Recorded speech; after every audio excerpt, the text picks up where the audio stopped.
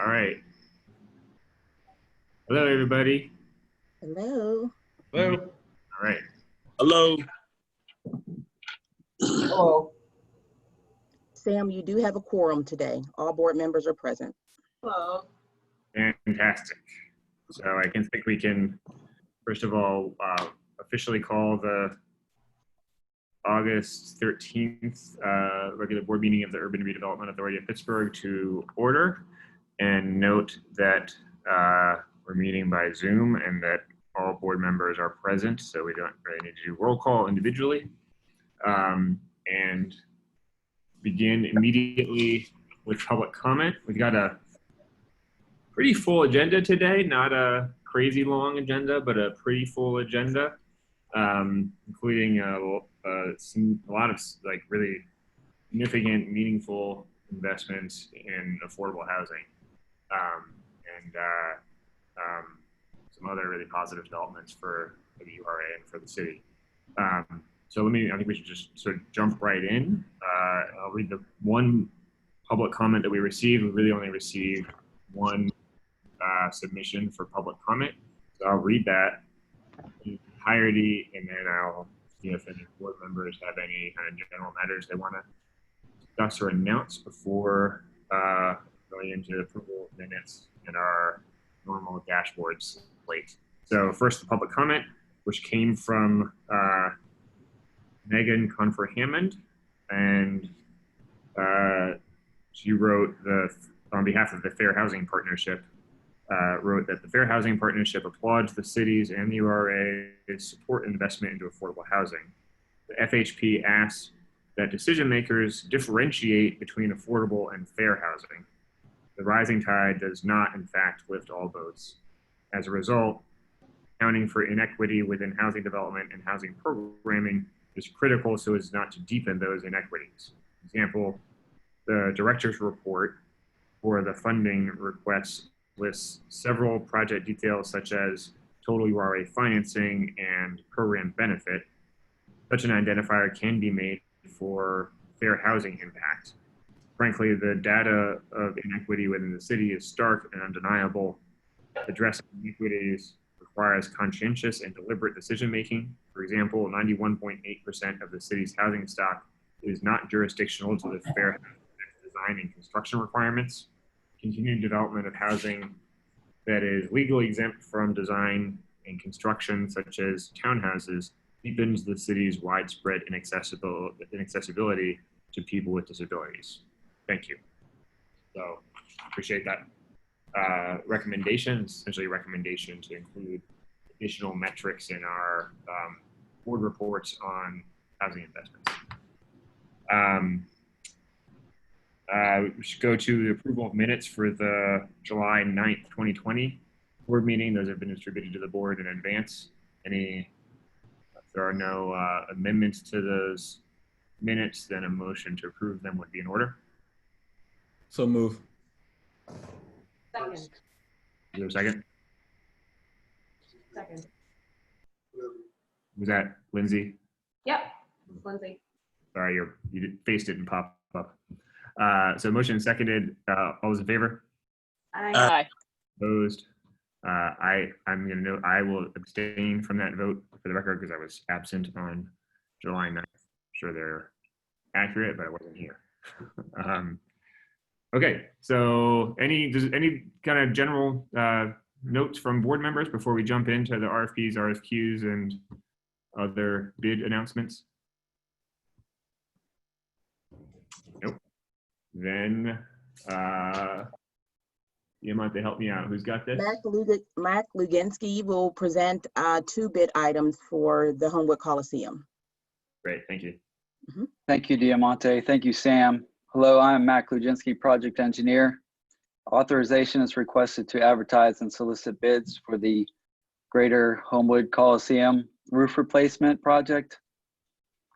The URA will be releasing a request for bids. This will be advertised next week on Thursday. The request for bids will remain open for 3 weeks. This project includes a new roofing system, structural decking, new code compliant roof insulation, new roof membrane and associated flashings and terminations, extension of parapet walls, adjustment of existing roof drain system, and abatement of hazardous materials. Next slide, please. And we will also be releasing construction management, inspection, and construction and services RFP in September. Okay, thanks. Are there any questions?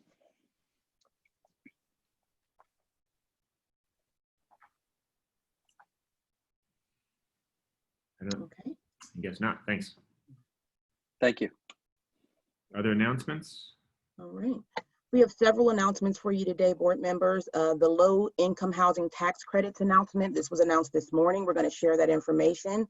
We're going to give you an overview of the impacts of the Neighborhood Investment Fund, which is a new program that the board approved last year. Want to provide you with an update on performance there. We will announce the tenant for the Center Heldman Plaza, which is very exciting. We've also asked the PHDC to join us today to provide an update to you, given the number of investments that you've made into the PHDC since January. The Housing COVID Dashboard will be presented along with that slate of community ambassadors from last month's board meeting, and then an overview of our commercial lending portfolio and the strategy moving forward. First up, I believe that we have Jessica Smith-Perry. Yeah, so today is a great day for the city of Pittsburgh and for affordable housing. I'm actually really excited. PHFA had a board meeting this morning, and they did a couple of really large actions at their board meeting that I want to talk about real fast. The first one is low-income housing tax credits. So the low-income housing tax credit program is the major way that large-scale affordable housing can be built in the Commonwealth. It's an IRS credit, and developers have to apply to the Pennsylvania Housing Finance Agency to get it. Every year, there's a competition for what's called 9% low-income housing tax credits. There's also some 4% tax credit deals that can be more rolling. But the competition this year for 9%, we had 8 deals in the city apply, and the awards were made today, and the city received 6. And this is the highest number that the city has received in history. Last year we got 5, and every year prior to that it was 4 or less. So I want to thank PHFA and the state for this funding award. You can see the list of projects on the screen in front of you. The Larmer Choice Neighborhood Phase 3 project received an award. Gladstone Residences, which is the rehab of the Gladstone School in Hazelwood, received an award. Garfield Highlands, which is a scattered site new construction of scattered site affordable rental units woven in the residential streets in Garfield for 25 units. Harvard Beatty, which is the second phase of what you see being built next to the McDonald's right now in East Liberty, which is the first phase of Mellon's Orchard. The second phase, which we call Harvard Beatty, did receive an award. Northside Properties, I think it's the third phase of that, is in California, Kirkbride. And then finally, Burroughs View, which is some buildings on the Oak Hill site in West Oakland. And 3 of those 6 also received National Housing Trust Fund money, Larmer, Gladstone, and Harvard Beatty. Additionally, I don't have a slide because I just found out about 30 minutes ago, but the FAIR Awards were also made, and the URA had put an application in for its housing stabilization program in the amount of $250,000, and we were awarded that money from FAIR, which is resources that the state has through Marcellus Shale and also through the Housing Trust Fund. So we're super excited about that as well. Are there any questions? Great news. No question, but do want to just make a comment. Congratulations to all those involved with these developments, but I also want to thank the administration. I want to thank the state officials, Representative Wheatley, Representative Gainey, who's with us, obviously, and really all those who are involved, staff from the URA. I believe 6 is the most we've ever received. Yep, that's correct. Yes, that's correct.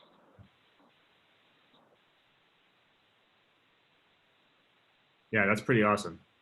Yeah, and I just want to thank the URA staff again. Y'all do great work. And this is an example of just what happens when we work together. Thank you. Yes, thank everybody for their support, and then the mayor's office as well. I think that's all I have, Diamante, on that slide. So there's a question. Well, there's actually two questions. One, there's a comment in the chat in the Q&A that says that there was a public comment submitted that we didn't read. The only one that I got is the one that I read. So if there's another one that should be read and somebody could send it to me, we can. Yes, we're working to get it right now. I have the comms team pulling it, and we'll make sure that it's read live. Okay, great. And then there's a question about how people get on the waiting list for these developments to get into this affordable housing. I mean, these are projects that are not even under construction yet. But Jessica, do you want to address how that would work once they actually are built? Yeah, so these developments are all built by developers that are part of the ownership entity for tax credit purposes. So each developer holds their own waiting list. So people should start to contact the developers of these 6 buildings to see how they're going to handle the waiting list. The URA, we will also, to make it easier for folks, reach out to these 6 developers to get some idea of how they want to handle the waiting list, so that next month I can do a better report and potentially start to give people contact information. That'd be great, thanks. Okay, next up is the, I think, overview of the Neighborhood Investment Fund impact. Which is just going to be Tom, I think, yeah. Thanks, Mr. Chair, members of the board, and really congratulations, to Jessica, the rest of the URA staff, the board, the city. It's really fantastic news, and among many things that are very exciting that are happening in the city. So congratulations. Yeah, quickly on the Neighborhood Investment Fund, and I'm kind of stealing my own thunder. We have an action later in the agenda as to authorization to move forward with monies to this program to 12 new investments that we're recommending to the board, and hopefully for the board's approval. Just as maybe background, the Neighborhood Initiatives Fund is a program that was created in 2019, really with a mission of assisting community-based projects, neighborhood organizations, and neighborhood-scale projects, at a fairly small level to improve quality of life and to maintain neighborhoods as a viable and quality places to live. In 2019, the project was launched. We raised specific funding. Thank you, really from the city, honestly, to fund this program and to help us launch it, to move forward with projects in the 2019 round. I will say that we can do a separate briefing on that, but despite in the fall the board did approve the 18 projects in 2019. They are largely moving forward at this point as I sit here today, and that's even with the COVID crisis, I think, having impact on terms of, really when you think about bricks and mortar projects moving forward. But we are excited to report that they are largely all either under contract, under construction, and I think one is actually largely complete. Later in the agenda, we'll actually work through authorizations as to this program, but we did receive 25 new applications for the 2020 round. And we're prepared here today to ask the board's authorization to fund 12 of those for exactly $568,964 in NIF financing towards those projects. I may leave it there and get into some of the detail as I get to the actual authorization as to process and, sort of the process we went through in terms of outreach and the awards and the actual projects, but wanted to provide that update here, and we're excited to present the authorization for the board's approval. So thank you.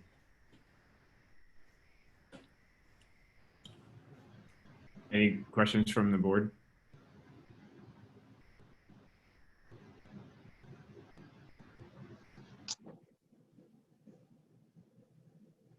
No? Okay, great. Senator Heldman announcement. Is that going to be? Matthews and Maya Fuse. Thank you. Hi, everybody. As you all know, back in 2019, the URA acquired the Center Heldman Plaza. We then issued a request for interested tenants, and the goal of that was to understand what types of businesses would be interested in leasing the available spaces in the plaza, and also to increase the foot traffic in the plaza while we discuss a long-term solution. We received a total of 14 responses, but due to COVID and various other factors, 9 of the respondents decided to opt out of the process. In collaboration with the Hill CDC in June, 5 of the respondents went through a modified version of the development review process, and a virtual community meeting was held as well in order to get community feedback for those respondents. And I just want to thank everyone who was involved in the community engagement process. We thought it was very positive and successful. And I'll be handing it over to Maya. Thanks, Leah. Based off of feedback received during the community engagement process, the financial vetting, and the short-term plans for the site, we will begin negotiations with CARES Community Cafe for space number 4. Shanora Johnson and Reverend Grayson are here to talk about their plans for the cafe. Hello and good afternoon, and thank you for the opportunity to speak on behalf of the Center That Cares. We are both Shanora, myself, and the board of Center That Cares, the students, and just the community at large are ecstatic about the opportunity to be one of the first new anchors as the Center Avenue corridor is continuing to revitalize itself. And so we're just excited and honored to bring to the table CARES Community Cafe. We envision of that 770, I say 7 square feet, that we'll be able to have events as well as a place where the community can come and get on Wi-Fi and do some little business, get some coffee, get some tea, a little light refreshments, and just converse and share the great history of the Hill and look at this future in terms of how we continue to collectively, and we can't do this by ourselves. Center That Cares has been around for 21 years serving this community. And so this is just another tier of what we hope to empower our students and our young families in terms of entrepreneurship and business. So we are excited. We have a group of young people that are already in a partnership with Community Kitchen, and they're being trained as we speak. So they might be some of our first employees. And so we're just ecstatic for what this is going to look like. And we thank you for the opportunity. We're grateful for the community as they vetted the different proposals that we came out on top. And so we're just humbled and excited. Thank you for all of your support. Thanks to both of you. Thanks, Reverend Grayson. It's really exciting project, and exciting to, you know, as you said, have an anchor tenant coming back into the center, into the shopping center. So also congratulations, Reverend Grayson and Shanora and all those involved with the Center That Cares. This is really, really exciting to be the first tenant back in this plaza to begin generating foot traffic. I believe once you all are there, others are going to also be very, very interested in being alongside you. And I think that's going to become exciting as we move forward.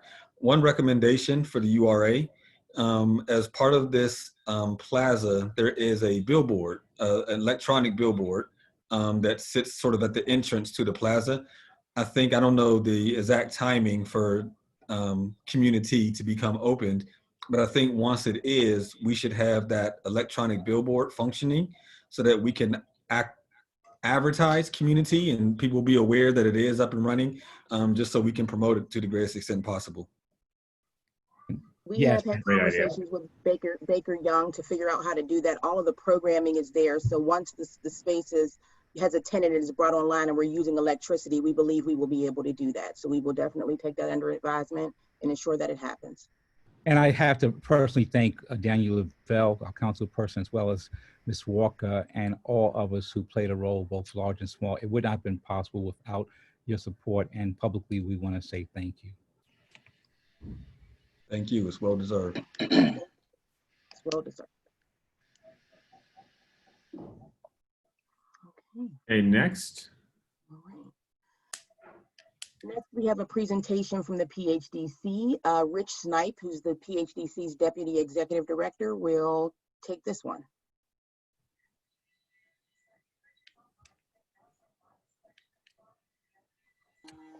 Good afternoon. I want to thank the board, first of all, for allowing us to do this presentation this afternoon, and also to thank you for your continued support of the Pittsburgh Housing Development Corporation. Without your help and support, none of the work that we do would be possible. I want to share with you where we've been, where we're going, and what we hope to get accomplished. With that, if we can have our next slide, please. The mission of the Pittsburgh Housing Development Corporation has always been to focus on providing low to moderate income housing. We've always focused on our initiative to plan, to finance, to develop, and to manage those housing projects throughout the city of Pittsburgh. Emphasis has always been on the low to moderate income census tracts, and we've always focused on trying to provide housing for the low to moderate income buyers. And to date, we've been successful in being able to do that. I want to give you a snapshot of what we've been able to accomplish since its inception. Our next slide, please. Wanted to first by introducing the team that makes up the Pittsburgh Housing Development Corporation. Diamante Walker is our executive director. I have the privilege of serving as the deputy executive director. We have Justin Belton, who is our program manager. Jarmel Fairclaw is a program assistant. David Howell, who is our coordinator and has the most history of the Pittsburgh Housing Development Corporation. We also have David Major, who acts as our construction manager. He's in the field making these housing initiatives possible. And we have Gloria Taylor. And together we work as a team, making sure that every household is served and that our projects are successful. Can we have our next slide? I wanted to give you a snapshot of what the Pittsburgh Housing Development Corporation has done since its inception. To date, they've been able to produce 293 units of affordable housing throughout the city of Pittsburgh. We've been able to work in every council district with the exception of one. That's only because there wasn't a need in that particular district. I want to show you what we're doing right now today in 2020. Our next slide, please. Highlights for 2020, we've completed and sold to date 2 homes, which went to buyers who were at or below 80% of the area median income. And we're going to show you one of those buyers. Last week, we were able to put under contract 3 sales within 6 days. And all of those are going to go to low to moderate income households as well. We currently have 11 homes which are under construction. They're being rehabbed. We expect within the next 30 days to have 3 additional homes on the market and available for sale as well. We hope to have an additional 8 units completed by the end of the year and on the market. Again, all of these are affordable to households who are at or below 115, that the main focus on people at or below 80%. We have 17 rehabs in pre-development, and we have another 12 in pre-development, which will be new construction units. And we have on the drawing board an additional 21 new construction units. Currently, we're working in 12 different neighborhoods throughout the city of Pittsburgh. And can we have our next slide, please? This is one of those homes that I mentioned that will be on the market within the next 30 days. This is a late picture taken actually last month.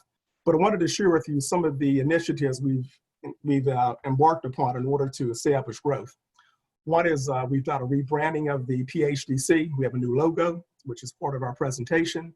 We also have a website which highlights all the work that we're doing so the public can see what's available right now, what is coming, and so they can be able to contact us and say, I want that house on Allendale Street. In addition to that, we've also formed what we believe are some strategic partnerships. We've been able to work with some local and national supporters, suppliers to be able to drive down our cost. We're working also with a number of developers, contractors, particularly a lot of small contractors and minority contractors in order to engage with them and help build their businesses. We found that to be a real big asset. We have a slate of a lot of different realtors who have expertise in different neighborhoods. And we're also working with different consultants in order to be able to put together a team to make all of this stuff become possible. And as always, our community partners that we work with, we can't do this work without their blessing and being invited into their community as well. Can we have our next slide, please? One of the goals of the PHDC, it's more than just a person being able to buy a home. It's important also for a family to be able to build wealth. And the product in which we're offering, and we believe helps them be able to do just that. One of the things is we're able to really control our costs and be able to offer a quality product that's equal to or better than anything on the market right now. And that allows the homeowner to go in without having the concern or worry about having to fix anything anytime soon. What you see here is a picture of a couple of the units that we did. The very first one in the top left showed what the kitchen used to look like. We ripped that kitchen out, rearranged the entire floor plan of that. Below that is the kitchen under construction. And you'll be able to see who that homeowner is shortly. The top right-hand corner was what the living room used to look like. You'll notice below the shiny new hardwood floors. We replaced hardwood floors throughout the entire house. And one might ask, how are we able to do that? Again, it's those strategic partnerships with local and national suppliers. We were able to buy that hardwood flooring for less than what you could buy the imitation flooring. So that's one of the ways we're able to help build wealth and build equity in these homes in which we're doing. In addition to that, whenever we go into a community, it also helps to build the equity of the neighbors around. When they see the investment that we're making, we get them excited, and we find ways to get them also to participate so they can, in turn, get their homes renovated or brought up to snuff. In addition to that, as we mentioned, we're also building MWBE talent. We're working with women contractors as well as small minority contractors, giving them an opportunity to do work that perhaps they would not have had an opportunity to do before. Example would be we're working with one particular minority firm, which is a heating and air company.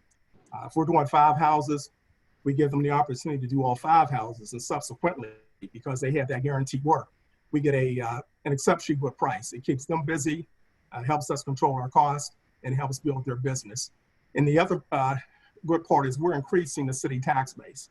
I believe somewhere around 11 of the homes that we're doing or either have done recently were former city-owned tax delinquent properties. We went from 0, and you'll see an estimate here at the bottom, of an average tax revenue for real estate without the homestead exemption of about $23.66 per year.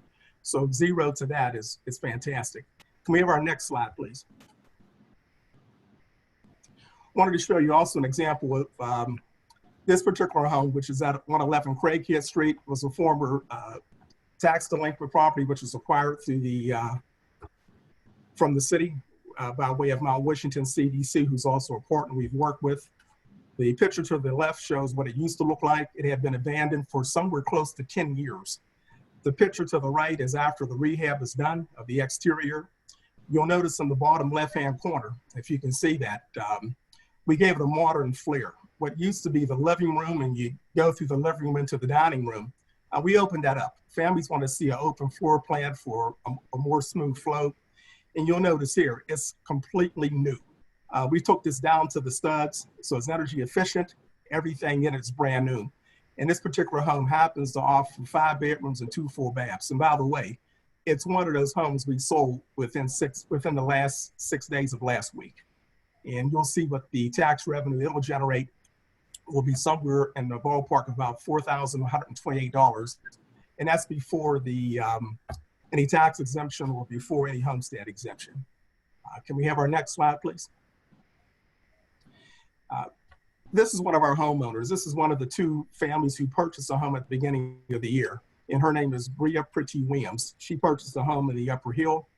She's being interviewed by WPXI. They got wind of the work that we were doing, and they wanted to meet who the homeowners were, and they came out and did a feature story for her. And you'll notice the quote that she said, is when it comes to the appreciation for what we did. She said she appreciates them so much that she couldn't have done this without us. And you'll notice also at the very bottom in the left, that's that living room that has those brand new hardwood floors installed throughout. Everything in her home was replaced. So she has basically an energy efficient home that's completely modern. And we brought it up to 1.5 baths. And she's a single parent raising children by herself. And we made this affordable again to a household below 80% of the area median income. The photos you'll see to the right, ignore the guy with the pink shirt on and the pants. That's me. And that's one of our projects in Sheridan, which will be available, as I mentioned, in about 30 days.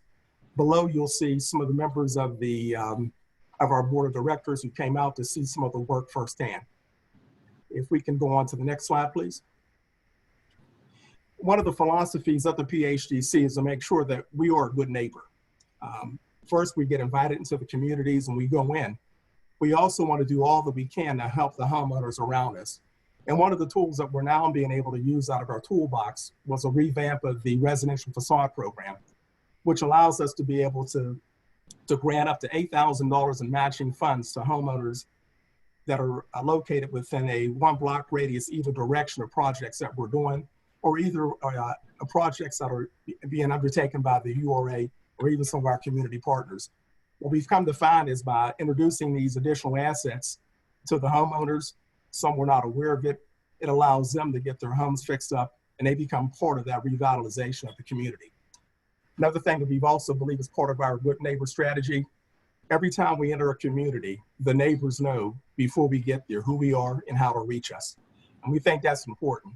It allows them, one, to be interested in what we're doing. They have my direct phone number and the staff's phone number, and they also keep an eye on the projects in which we're doing. In addition to that, we believe everything should be community-led when it comes to strategy. We're working right now with 2 housing advisory committees, which were started from scratch, and that is the Sheridan Housing Advisory Committee, as well as the Elliott Housing Advisory Committee. The PHDC was instrumental under the direction of the councilwoman in helping these groups form and plan how they want their communities to turn out. And we're helping them drive that direction. In addition, under the PHDC, we have the Shelley Heights, what's known as the SHORE Fund. That's a fund that was established to allow community development corporations to purchase homes within that community so they compete with so they can compete with the open market. That's so far becoming extremely successful.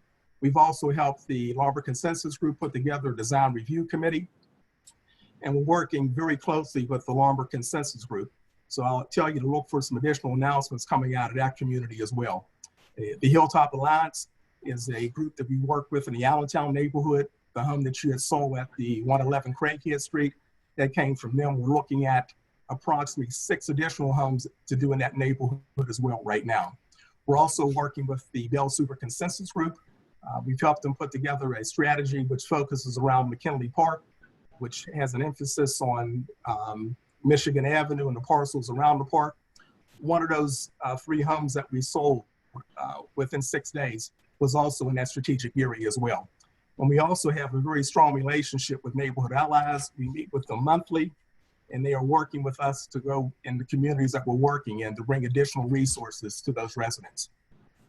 The other part that we feel is important is our community outreach. We want to be able to strengthen our neighbors around the properties in which we're doing. And what we do is we also make them aware of all programs available through the URA. And that assists them in being able to get their homes brought up to speed. In addition to that, if they need it, we can also give them a slate of contractors and whom we're working with. So we found it to be a win-win when it comes to our presence in those communities. And then the last thing we wanted to point out is the Choice Neighborhood Support Rehabs. We're doing about 20 exterior renovations in Walmer this year through that program.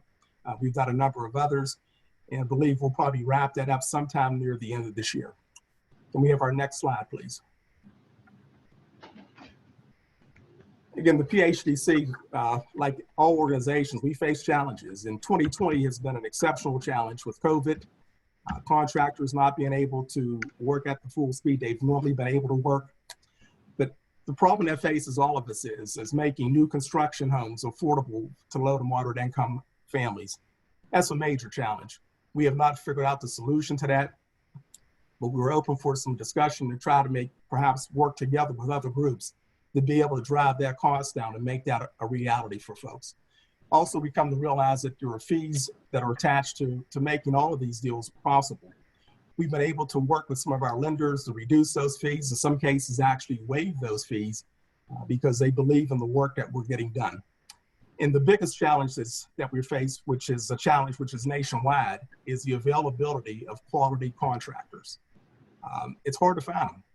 And so if you have anything you'd like to refer to us, we are definitely open to be able to work with other folks. So our strategies that we're working on is to be able to grow capital, eliminate our fees, and also to do deals that make sense. If the deal doesn't make sense, we're not going to do the deal. We're a steward of the funds that are being entrusted to us, and we have a responsibility to make sure that those funds are spent well. And the other strategy is to try to have a mix of market rate and affordable housing available to folks. This strengthens not only our communities, but it also makes the product that we offer more desirable. And if we can have our next slide, please. Want to again say thank you to the board of the URA. Without you, none of this work would be possible. And we really appreciate all that you have done for us.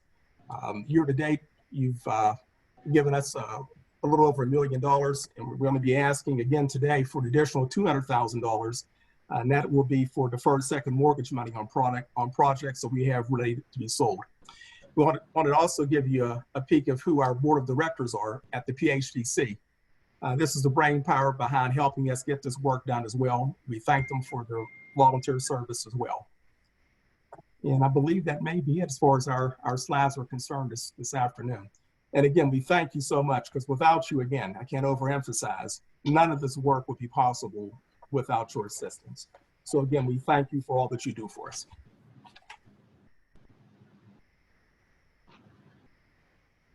Thank you, Rich. I know you mentioned that you covered that the PHEC projects tend to be a mix of affordable and low-income units. Can you give us some sense of what the sale prices tend to be for the affordable units, and how the gap is often covered? Give you an example. I'm going to use the example for units we're going to be asking for assistance for today. One is in the Chartiers area. That sales price will be about $150,000. It'll be available to a household at or below 80% of the area median income. Second mortgage will be around $35,000. We have a working relationship also with HACP, which helps bring that price down. So at the end of the day, that person will probably have a mortgage somewhere around $60,000 or $70,000. In addition, we did the same thing in the Upper Hill on those 2 units we sold this year. Sales price was around $150,000. We provided second deferred mortgages of $50,000 each. HACP came in with some additional dollars, and that price was driven down to somewhere around $60-some-odd thousand per household. Thank you. Any other questions on this presentation from the board? I know, this is Lindsay. I know that there are some questions in the Q&A section, but I wanted to ask if PHDC has explored or considered any partnerships with TIP, with the Trade Institute of Pittsburgh. I feel like, and you know, this is just musing right now, but I feel like there could also be a workforce component added to some of the work that you do. I don't know if you've ever considered an opportunity for TIP's practicums, their practicum in order to get their full certificates and licensing, to do work on some of the houses that you have, in the pipeline to ready them up for sale. We would love to do that. In fact, the first suggestions you made, we're trying to find a way to make that happen. With the Trade Institute, we would love that opportunity to do that.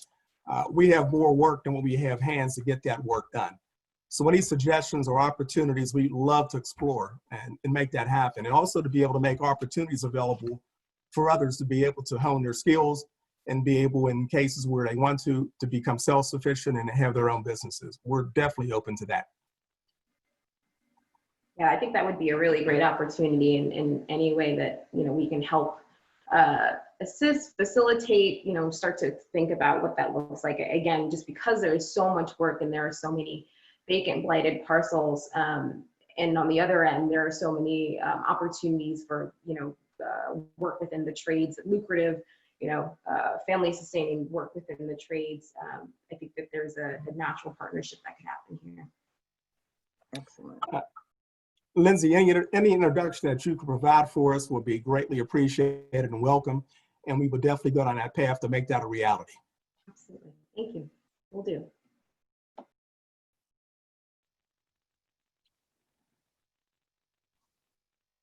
All right.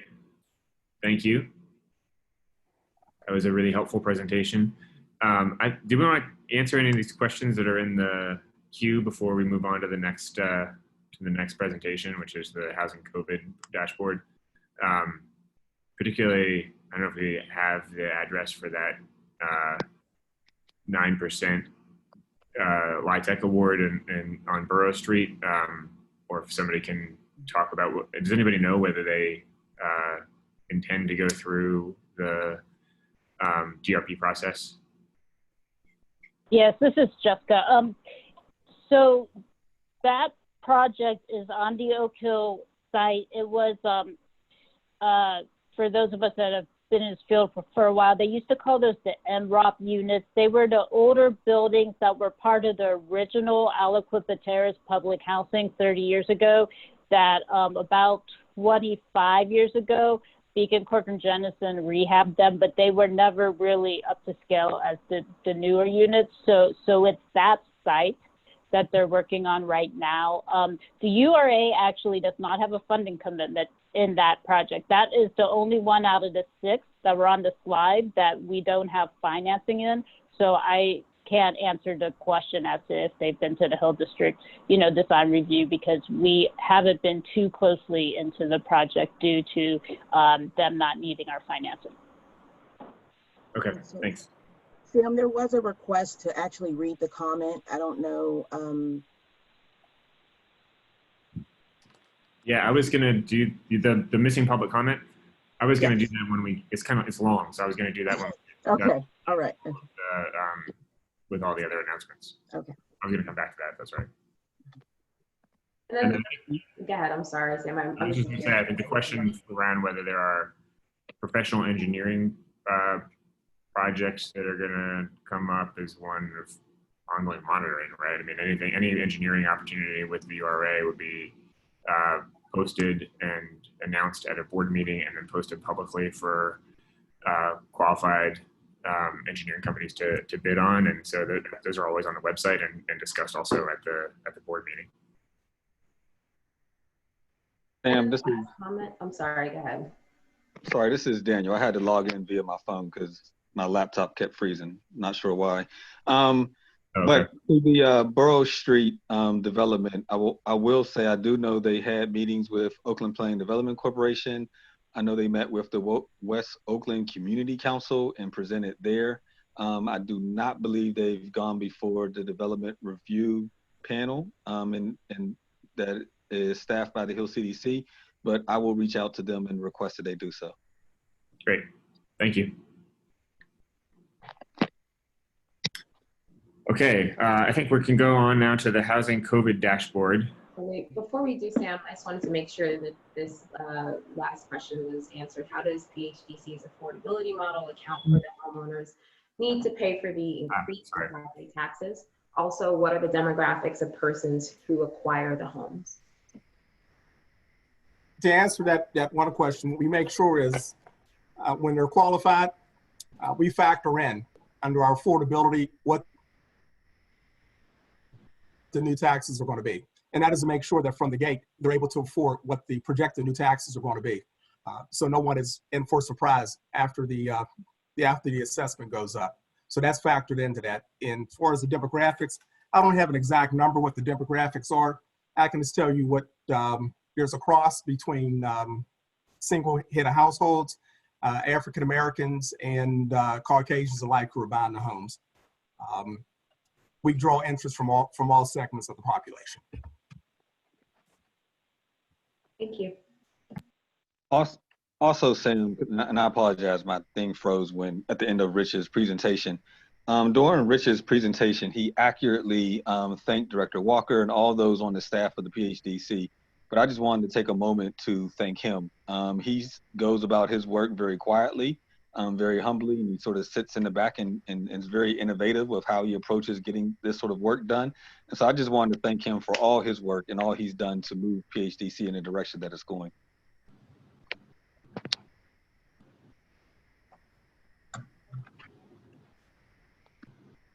Absolutely.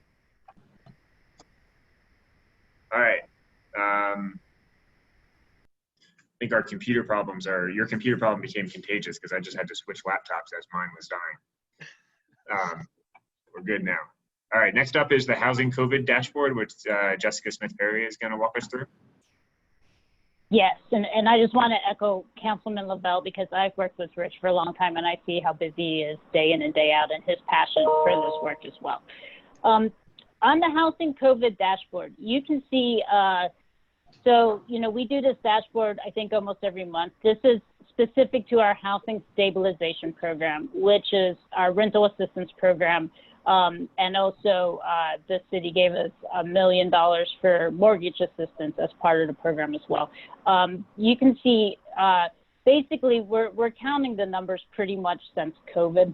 So like the middle of March, you can see we've had 1,252 applications and almost 700, that 695 number, have been helped or are currently being helped right now. Most of the ones that have not been helped were ineligible due to not living in the city. But, you know, we talked last month about the county program is now operational, so we are making sure that people get the correct referral to the county program when they live outside of the city. So as of like in April, when the city gave us the COVID CARES money, we got up to a total of $4 million. That included Pittsburgh Foundation funding and RK Mellon Foundation funding. And today, of course, the $250 was announced from PHFA. So we really have about a $4,250,000 pot for COVID-related emergency assistance. And at the rate, basically what these charts are showing, at the rate we're extending, if we continue to extend at that rate, we'll be out around December-ish. Additionally, you can see in the box, who does HSP support? So 70% of the recipients are minority head of household, 82% are woman head of household. I do want to point out that that is increasing. Our HSP program prior to COVID, it was generally about 52% were women head of household. So since COVID, the last few months, that number has increased to 82%. And most of the recipients are extremely low income recipients underneath 30% area median income. Are there any questions?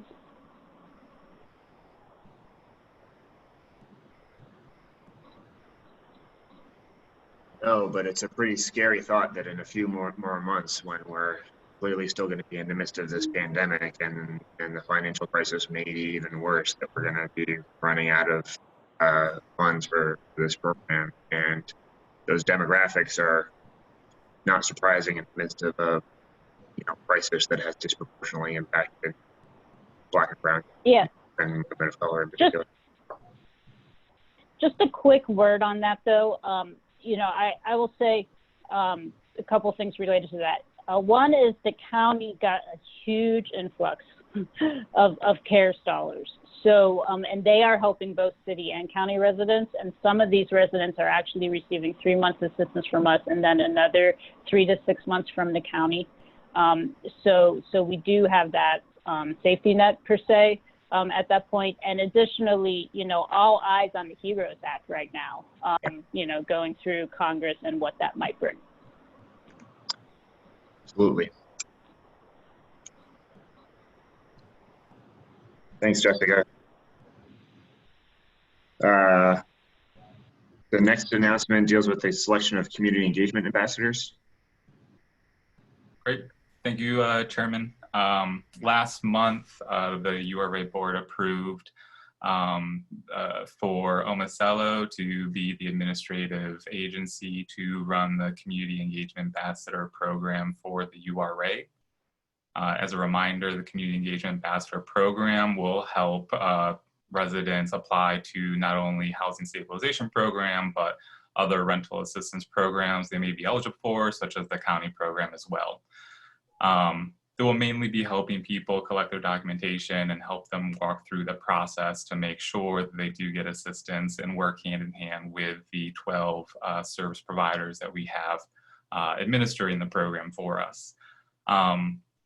With us today, I do want to introduce Adrienne Walnaha. She is the Director of Community Health Initiatives at Omocello, to give a brief update on where we are at with this service. Adrienne? Thank you so much, Jeremy. We are really excited to be partnering with the URA and our community-based organizations that were selected through the application process. We had originally anticipated funding up to 6 community engagement ambassador organizations. Through the very tight timeline on the original application process, we realized that we had 4 incredibly strong partners that came out of that application cycle: the Wellness Collective, Fineview Citizens Council, Hazelwood Initiative, and Homewood Children's Village. We have begun the contract process with this group. We've also begun meetings. Our intention is to launch the program fully on Monday and begin receiving referrals for ambassador services. And we also intend to be benchmarking on a monthly basis. As this is a new program and has an element of a pilot to it, we are going to be benchmarking every month to assess the capacity of each of the ambassador organizations. We talked with the organizations and they felt, as we are emerging as a very new program, that they were unsure of what capacity may be, how many folks that they would be able to engage through the 2-on-1 process. So each one of the organizations has flexibility to expand, which we will be evaluating monthly. And we will also be checking to make sure that we have good geographic diversity. It appears from the outset that we do have good geographic coverage, but again, that's something that we're going to be really keeping track of. We hope to do those monthly benchmarks and then engage with the URA to see how each organization that's already contracted can expand, and if there's a time that we may need to bring on more partners. But we want to thank everyone for engaging with us to administer this program.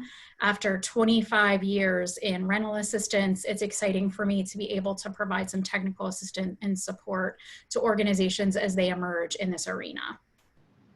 Thank you, Adrienne. Are there any questions from the board?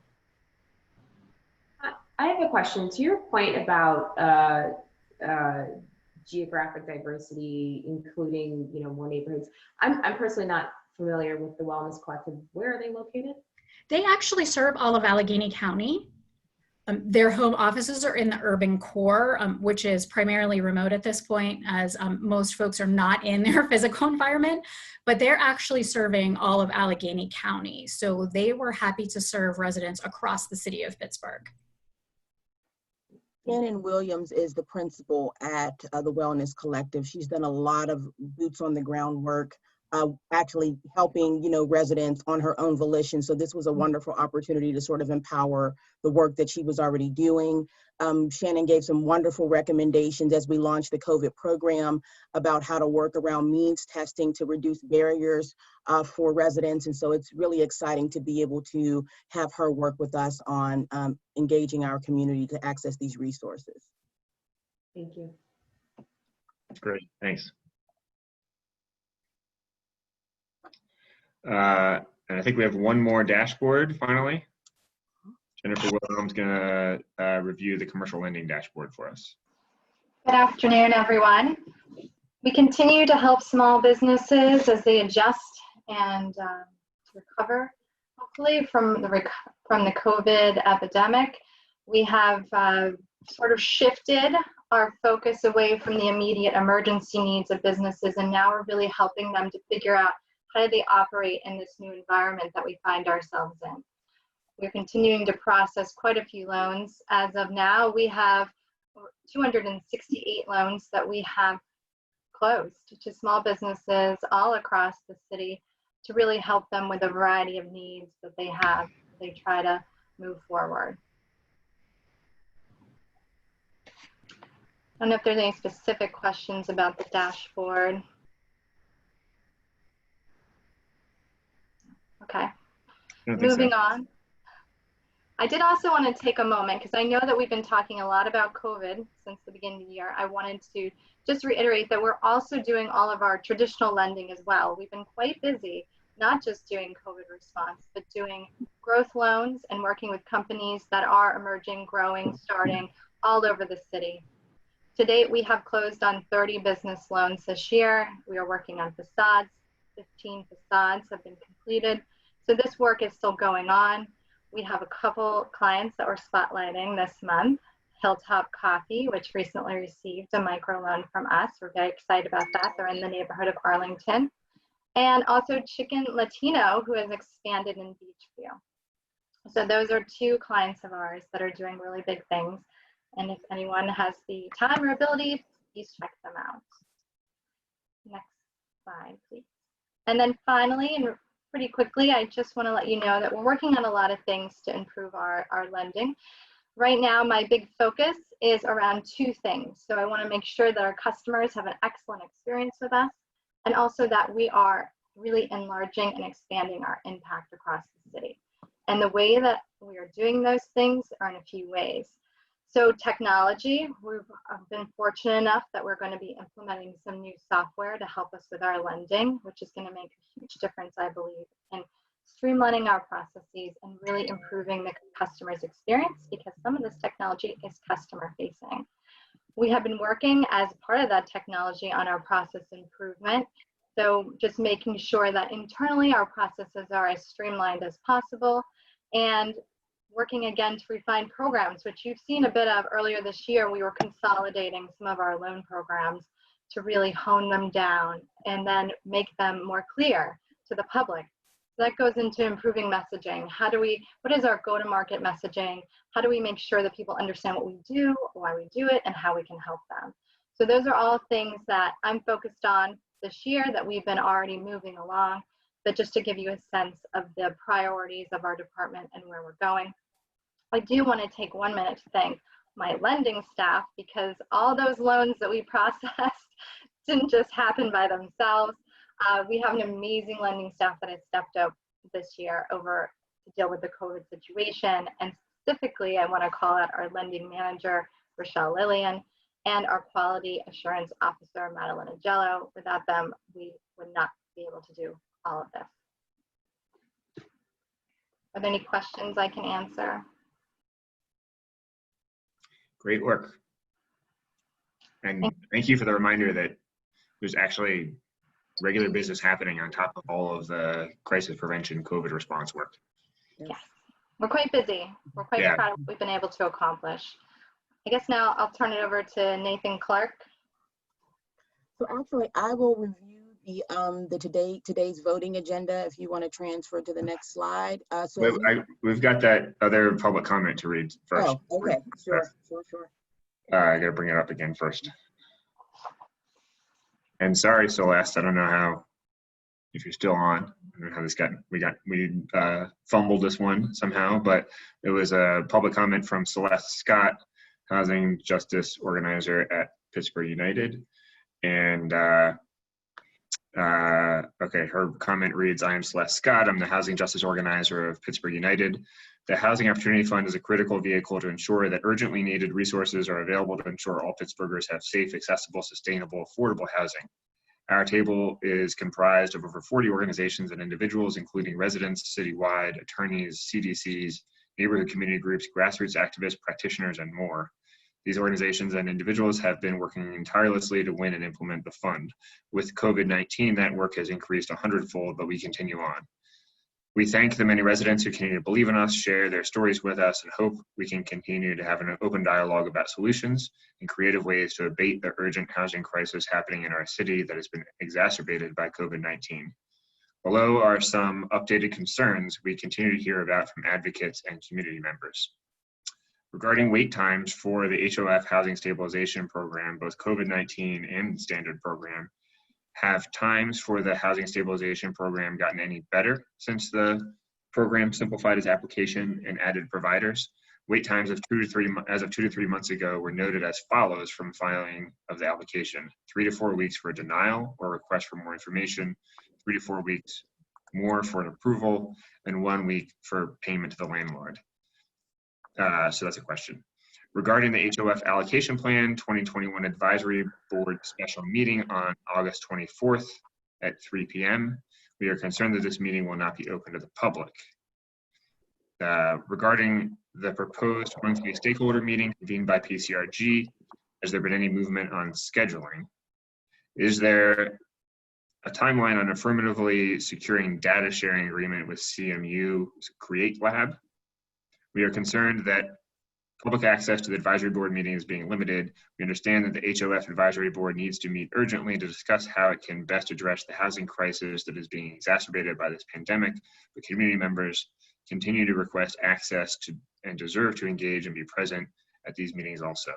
We want to thank the HOF advisory board members who have continued to be committed to increasing meaningful dialogue with our table and the community. In May, we submitted a letter outlining requests for data and reports that the advisory board and the public should have access to in order to evaluate and improve the the operation of this and service of the fund. We respectfully request a timeline for when that information will be made available.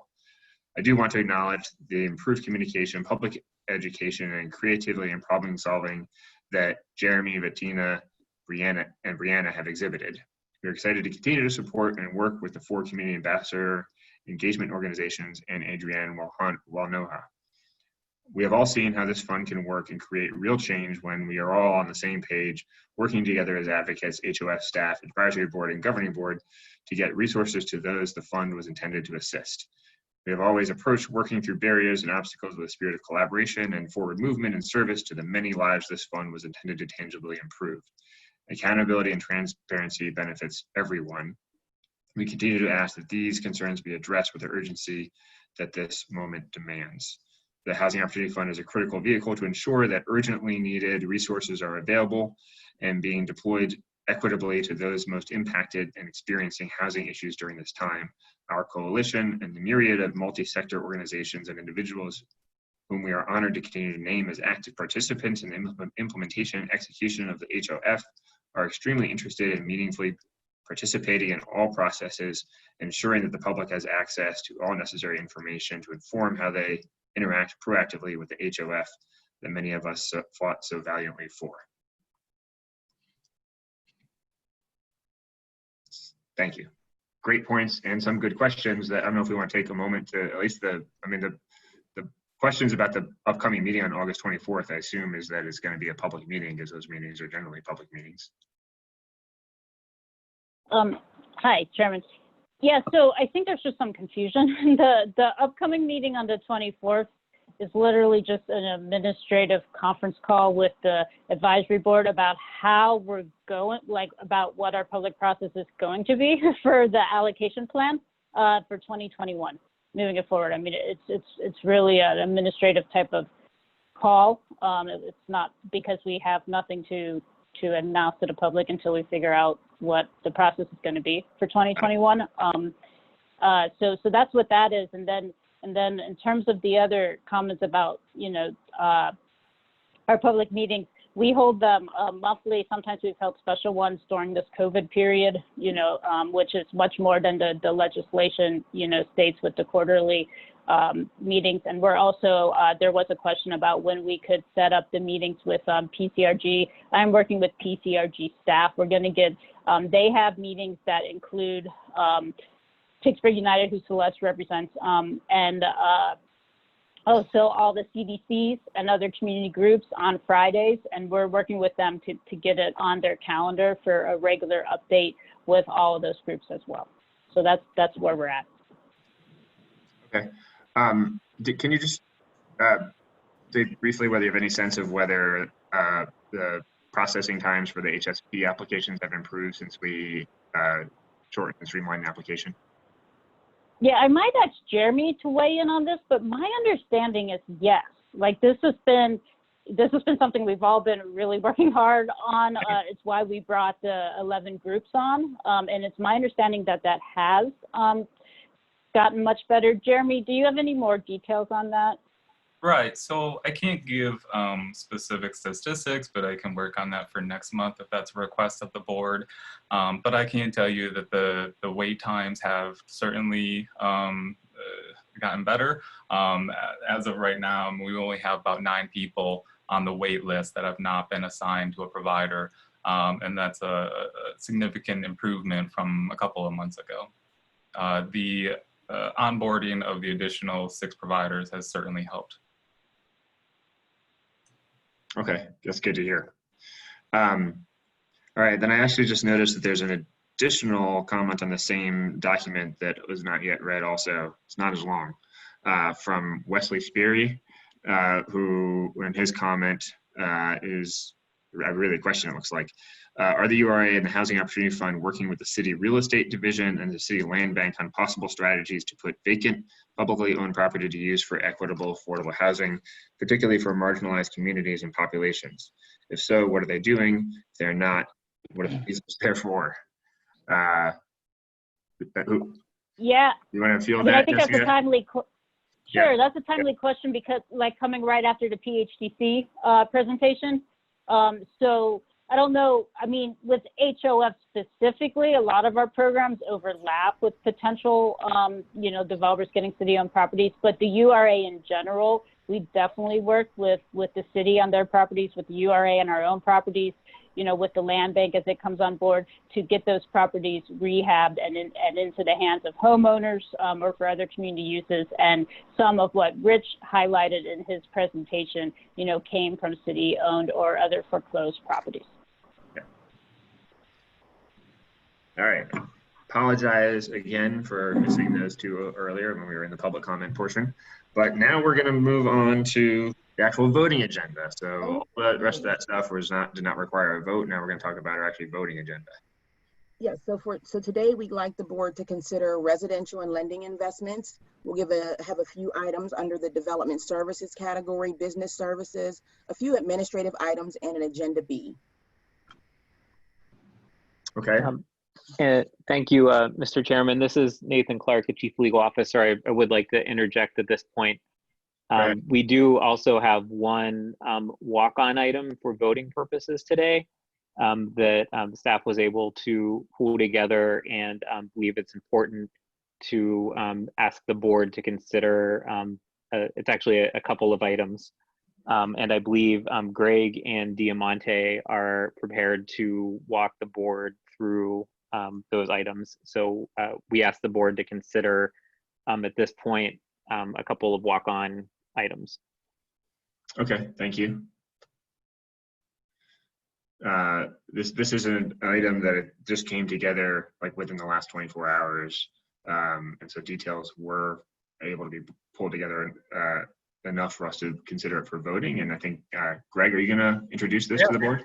Yeah, really exciting day for URA. I mean, I wish we could spread around some of this good news that we've had today to announce today to some other meetings, but yeah, we have a big announcement that we didn't feel we could actually release until just now because we're still working out some of the I's and T's, dotting the I's, crossing the T's up to the curtain call. But I'm here to announce that PNC Bank is making a $10 million commitment. Let me repeat that, $10 million commitment to the URA to help fund our COVID recovery, economic inequality initiatives, and our catapult minority business and women-owned business startup initiatives. This conversation with PNC Bank and PNC Foundation began back in June when PNC announced their $1 billion commitment across their entire trade area, building a footprint to combat COVID or to address COVID recovery and economic inequality. And through a major assist from the mayor's office, we were able to get a meeting with PNC Bank and kind of tell them our story about what we're doing on these fronts. And again, I'm here really gratified, really proud of our staff, and really excited about PNC's $10 million commitment. And it basically breaks down into three programmatic areas being led by the URA. First is $6.5 million toward our COVID Economic Recovery Fund, which Jennifer talked about a moment ago. $2.5 million tranche for Invest PGH, which some of you know is our fledgling community development finance institution that's being birthed out of the URA and is intended to be spun off into an independent organization. And $1 million for Catapult, our minority women-based business incubator. So those are the three big buckets that roll up to $10 million. Go to the next slide, perhaps. I know Kathy Niederberger from PNC Bank is on and probably will be asked to comment in a moment. But again, the big pot of money is for the COVID recovery lending, And as Jennifer mentioned, our lending staff has really been out there hustling. We've done 265 businesses, provide assistance to 268 businesses rather, through our emergency loan fund and recovery fund. 66% of those are minority women owned and all are small business owned. And I'll roll over to Diamante to talk about Catapult.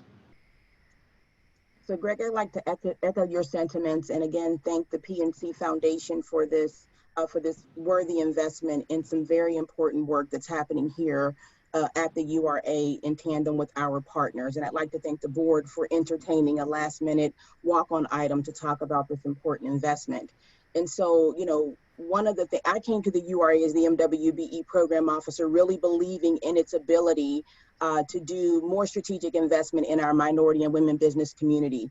And so this board, 2.5 years ago, I believe, enabled the ability to develop the Catapult Startup to Storefront program in partnership with Circles Greaters Pittsburgh and ELDI and Neighborhood Allies. And so that was a very nascent investment that was made, but with a lot of faith in our ability to provide women-owned businesses with access to a major corridor to create businesses that will thrive. And so that begun in 2018, and Tammy Thompson, the executive director of Circles, has really been boots on the ground working with these businesses, shaping a 12-month minority business accelerator that gave businesses an opportunity to sort of demonstrate their viability on a major commercial corridor in the heart of East Liberty.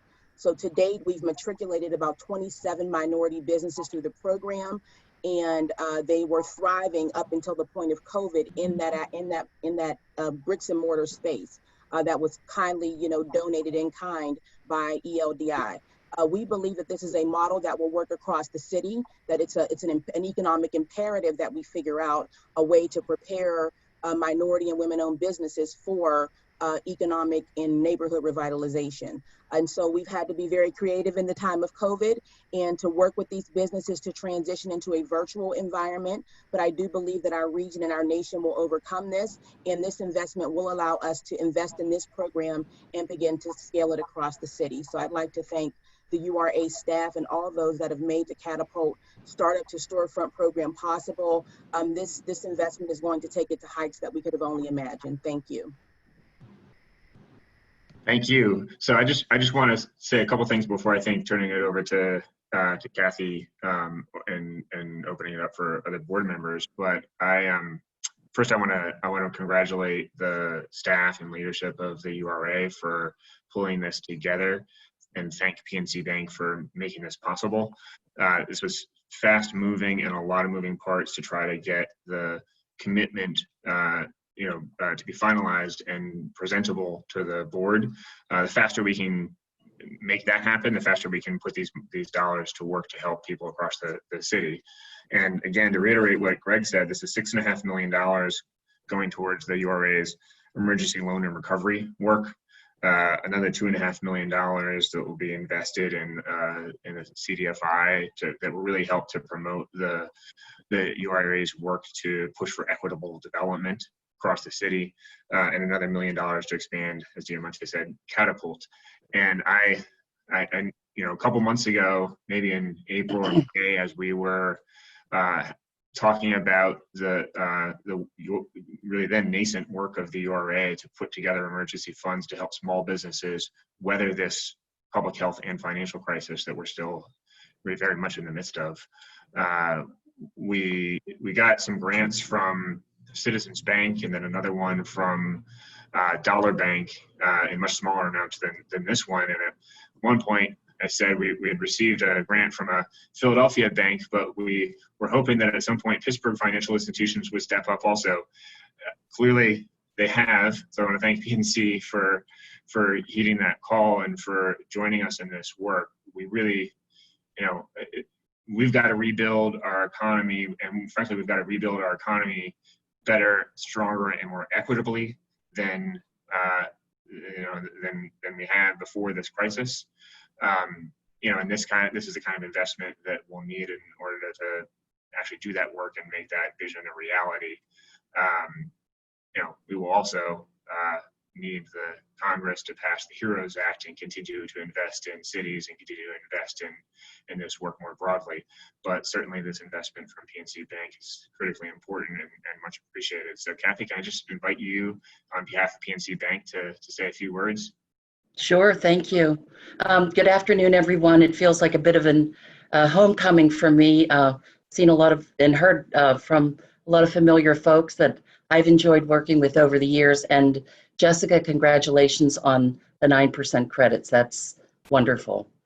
I'm happy to join you today to speak on behalf of my colleagues at PNC, Community Development Banking, as well as the PNC Foundation. And I have to say, we are pleased to make this $10 million investment in support of our underserved Pittsburgh neighborhoods and the struggling Pittsburgh small business owners. You know, we're aware that the demand for these loans has outweighed the capital available, so we were well positioned to help and really very happy to do so. A number of us have worked on this initiative and many others like it in PNC's markets across the country. And our community development team, which I lead, is working every day to identify opportunities where we can help to strengthen the economic vitality of the communities where we live and work. And you know, Pittsburgh's our headquarters, so this is critically important to us. And these efforts feel particularly critical right now in this time of heightened hardship for so many people. The focus on underserved communities is not new to us. That's the role that my group plays within PNC. And, you know, we've had a long history of achieving outstanding results under CRA since it began over 40 years ago. And that's just been in our nature and who we are. So, but we recognize the value that the URA brings to complex issues like we're facing right now with COVID. And our preference is always to leverage the relationships with organizations like the URA that have local ties and have the infrastructure in place to make the biggest impact possible. That's really what we're looking for. And in our case, you know, our investment is entrusted to the experts at the URA. You've been doing this forever, and you have deep roots in our community, in our hometown, and you've got the relationships and the resources in place to really revive our economy. So we are grateful to you for this partnership. And, you know, it's the right thing to do. And we have no doubt about the important impact this investment is going to have on the city of Pittsburgh. So I'm happy to be your partner in this. Thank you so much. Thanks for that. Thank you for the vote of confidence in the URA. I do think it's true that in this crisis, the URA staff and leadership have been able to deploy resources and create new tools to help small businesses and help renters and help homeowners weather this crisis, frankly, faster than the state and faster than the federal government. And you know, this investment will allow those efforts to continue so that we continue to reach more and more Pittsburghers and more small businesses. I don't know if other board members want to weigh in here, but I think Becky Davidson Wagner is going to walk us through some additional details also. Yeah, I'll say something, Sam. Yeah. Yeah, I just want to say I think this is fantastic. This is, you know, sort of what corporations should do and what banks should be doing, and it's great that PNC is stepping up to meet the needs of the community, particularly minority communities. And you know, I don't want to take anything away from that, but I think I'd be remiss if I just didn't, you know, call out quickly that you know, we should never depend or rely on corporate dollars to you know, take the place of government dollars. And so, you know, when it comes budget time, I just, you know, want to remember that we need to sort of hold strong and demand, you know, the dollars that the URA needs to perform effectively and not, you know, not rely on the fact that we have been lucky enough to get this influx of cash. So Jody, I agree with that 100%. So I look forward to your active support when we get to budget season in a month or so. But with that being said, I also do want to thank Ms. Needleberger and all of PNC for your investment into the URA. But I also think it's worthwhile noting that this investment probably would not have happened if not for a lot, and I don't want to begin naming names because there's so many, but Director Flissrum, Director Walker, her activity starting some years ago to begin turning the direction that the URA has turned into being a more equitable organization. Maya Fuse and her work on the equity working group. I think in many respects, being able to receive this investment was set up by some years' work over the last 2 to 3 years to really position the URA in a place where we can be equitable, where we have the ability to do catapult, where we have the ability to immediately reach minority businesses. So I just think it's worth acknowledging the work that has led up to being able to receive these dollars, as tremendous as these dollars are. And truly, I want to thank you, and do know we will be great stewards of them, and we will absolutely help build up minority communities and get these dollars in the hands of those most in need. So thank you. And I just want to echo what you heard the chairman say and Councilman LaBelle say. You know, during the crisis, it's good to see people step up and help out. $10 million to help out in the COVID crisis right now, to go across the board. To everybody that has something to do with this, thank you. And I think this is a major win for the city of Pittsburgh.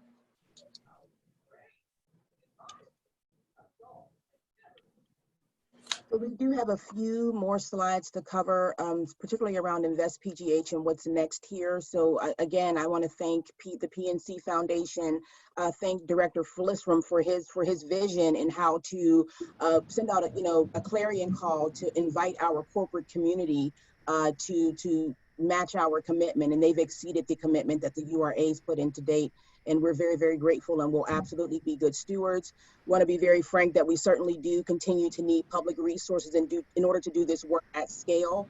But it is nice to have an influx of additional supplemental support.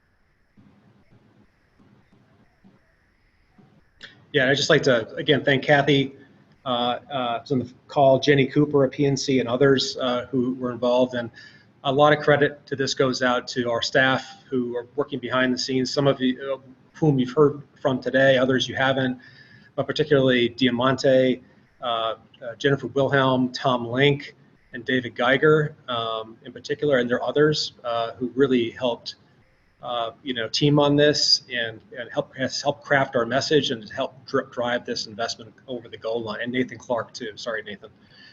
So thanks to all the URA staff who dedicated a lot of time and energy to this initiative. Greg, did you review already the time period over which the $10 million commitment is to be realized? We actually have a timeline later on in the slide deck here we can roll into. So probably best for Rebecca to jump in here and we can pick up the discussion of where these different investments are landing. Okay. Rebecca, where's yours? Hi. Thank you, Greg, Diamante, and the URA board. So I've worked primarily over the past 9 years with our New Market Tax Credit affiliate, Pittsburgh Urban Initiatives, PUI, the city's New Market Tax Credit community development entity, deploying around 180 million in New Market Tax Credits over the past 9 years. And PNC has been the lead investor for at least 80% of those projects, as well as bringing their own allocation to the tune of about 75 million in equity in city projects in that time period. So I'm here to talk about another program, but I did want to highlight the profound impact that PNC has had in Pittsburgh communities, as demonstrated through their involvement in our CDE. So that brings me to today and the launch of a new organization incubated at the URA, Invest PGH. This new emerging CDFI was created in April with a small board that will be expanding over the coming months to 7 members. It has been created under the advisement of Friedman and Associates, a firm that assists CDFIs. It's a nonprofit. Its mission is to promote and create economic and community development opportunities for underserved persons and low and moderate income communities in the city of Pittsburgh. Can you move to the next slide? Why do we need another CDFI? The city of Pittsburgh is currently underserved by CDFIs. There are 13 CDFIs that serve the Philadelphia market and around 3 that currently serve the Pittsburgh market. No other CDFI is solely focused on the city of Pittsburgh as their geographic footprint. And Pittsburgh CDFIs have been nimble and innovative over the years, and our hope is that by enhancing the CDFI network in Pittsburgh, we can bring more capital to the city and address market segments that continue to be underserved. Invest PGH will focus on MWB businesses as well as low and moderate income communities, with the core program being the micro enterprise program. Invest PGH will be building on the equitable investing track record of this program in its startup lending. That program, the micro enterprise program, has funded more than 64 local businesses, 82% of which are MWBE. We don't know the business environment is going to be like over the next couple of years, given the impact of COVID, but we know it will be difficult for small businesses. So we need to use every resource and tool that is out there in order to address what will be a long, slow recovery over the next couple of years. Invest PGH will be able to learn from the National CDFI Network and the Treasury Department's resources and how to bring more government, corporate, and philanthropic dollars to the city through our designation, as well as participate in opportunities that become available to those CDFIs through our network. As stated, our core focus is microlending, but we plan to evolve and adapt and may add recovery lending as well as affordable housing funding over the next couple of years. Next slide.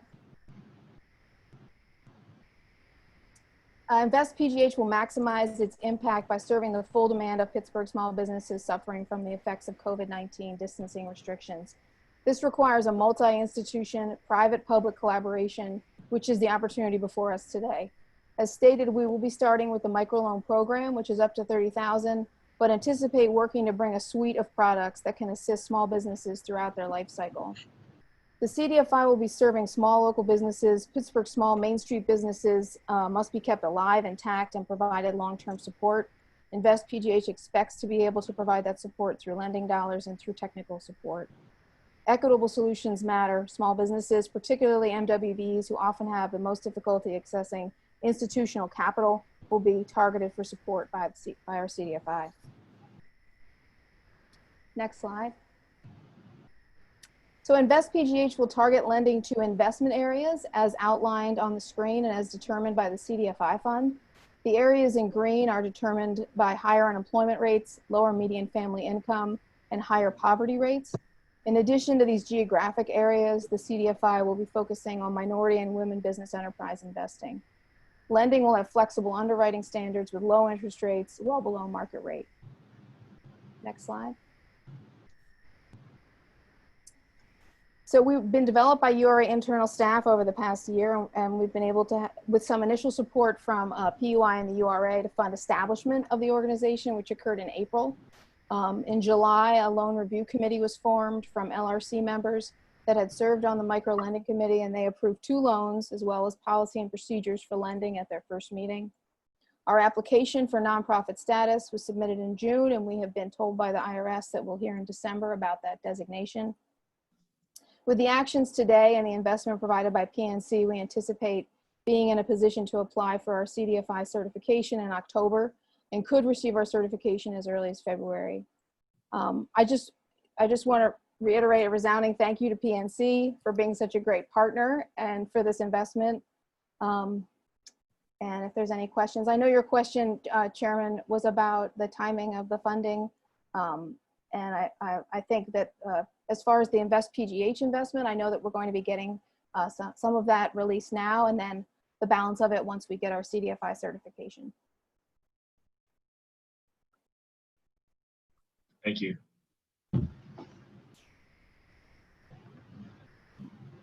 Becky, I just want to say thank you. I know that you've worked so hard on this initiative, creating a CDFI for, for Pittsburgh.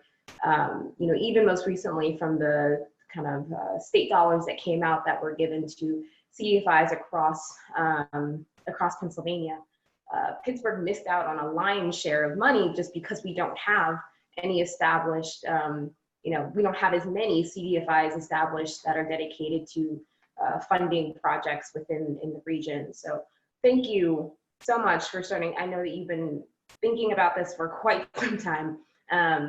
And thank you for really starting to put this together so that we're able to deploy those dollars that we've been missing, frankly, from the state and federal level to put into the best and highest use here in Pittsburgh. Thanks, Lindsay. Do we have additional details on the timing of the COVID recovery dollars and the catapult dollars? Nathan, Nathan may be most familiar with the actual terms of the commitment as the attorney who helped. Nathan, if you're on the line and you can answer that question. Yes, I'm still on the line. The rest of the funds will be available at closing. We hope to have closing prior to the next board meeting. Great. That's fantastic. So Nathan, do you want to, I don't know if there are other questions or comments from the board, but do you want to walk us through what the voting resolutions are here? Sure, I can do that. Or I don't know if Greg or Diamante had prepared. Nathan, you can cover it. You can use the director's report to walk through the votes. Sure.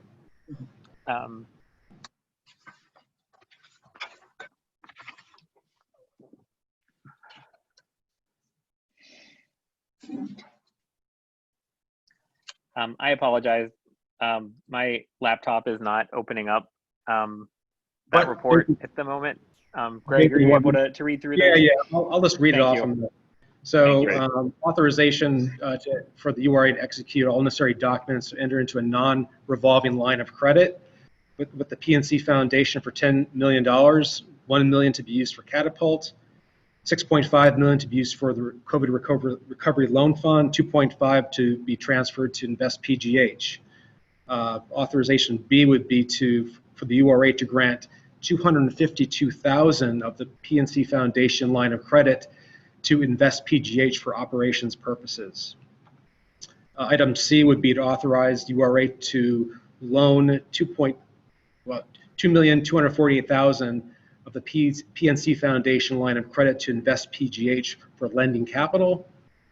And then finally, item D, authorization to assign a portion of URA's micro enterprise loan portfolio to Invest PGH and to execute a related co-op agreement between URA and Invest PGH. That is to establish the track record that we need to have, a lending track record to demonstrate that we're ready to take on a CDFI. So those are the four authorizations. Board members need that read one more time, or are we questions on it? Forward. Any other questions or comments? Motion to approve. Thank you, Councilman Lavelle. Is there a second? Second. Thank you, Representative Gainey. All those in favor? Aye. Aye. Any opposed? The motion carries. Thank you so much. Thank you, Greg and Diamante and PNC Bank and Rebecca and the entire staff who worked so hard to make this possible. Thank you, and thanks again to PNC for really stepping up here. Kathy, thanks for being here with us this afternoon. Thank you. Thank you, Kathy. You're welcome. All right. Next, still have a lot of things to vote on. We do. All right. So residential and lending investments. We're going to start with a scattered site development PHTC investment. And this is Rich again. Back to Rich Snipe. Okay. Okay, we're back with a request for a loan of up to $200,000 in Housing Recovery Program Developer Second Mortgage Funding. And that is to support second mortgages for these 5 houses that we're doing. Just to give you a real quick overview, 4 of these were foreclosures that the Pittsburgh Housing Development Corporation acquired. Also, you'll see at the bottom, 1234 Justine Street. That was one of the ones that we were able to get a sales contract last week on, one of the 3. That particular buyer, just so you know, he sent us a letter that was really heart-wrenching. He's the first person in his family to ever be able to be in a position to become a homeowner. He's African-American, transplanted to the city of Pittsburgh. He's like overly excited about this opportunity. So the total amount that we're asking for is up to $200,000 for the 5 houses. They'll be recorded as second mortgages, and we'll get our money back if and when they decide to sell those particular houses. It makes these homes affordable to families who are at or below 115% of the area median income, with the exception of 1120 Elopia Street. That one is being dedicated only to a family at or below 80% of the area median income. And so real quick story on that particular one. And the state found out about the work that the PHCC is doing. They contacted us, and the woman whose estate it is was a retired Pittsburgh school teacher who at one time was a single parent raising 4 kids on her own. And when she got into home ownership for the first time, she was elated and wanted to be sure that others had the same opportunity that she had for her family to become homeowners. And so her family has agreed to work with us to make that house available to a family at or below 80% of the area median income. So again, our request this afternoon is for a housing recovery program developer second mortgage loan of up to $200,000 to support these 5 houses. What a great story. Okay. Any questions from the board?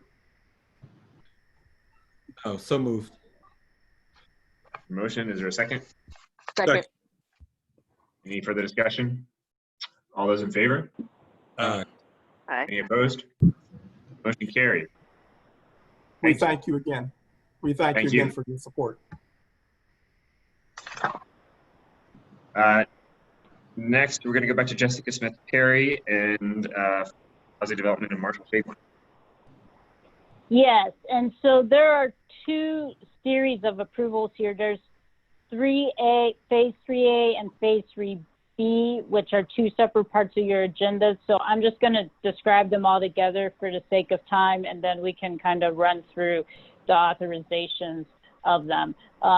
Basically, this one and then the Hazelwood one that Evan will present afterwards, and also Rich's presentation, those are all related to home ownership, primarily acquisition, rehab, resale. So I just want to quickly highlight the different forms of URA assistance.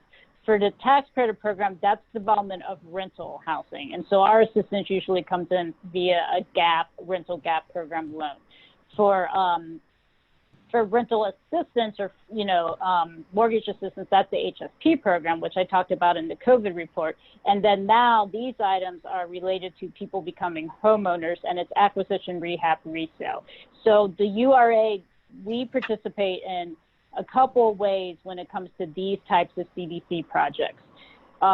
When you see something that says HOF FSDP grant or PHCF grant, that's money that we give the CDCs to help reduce that cost between total development cost and sales price.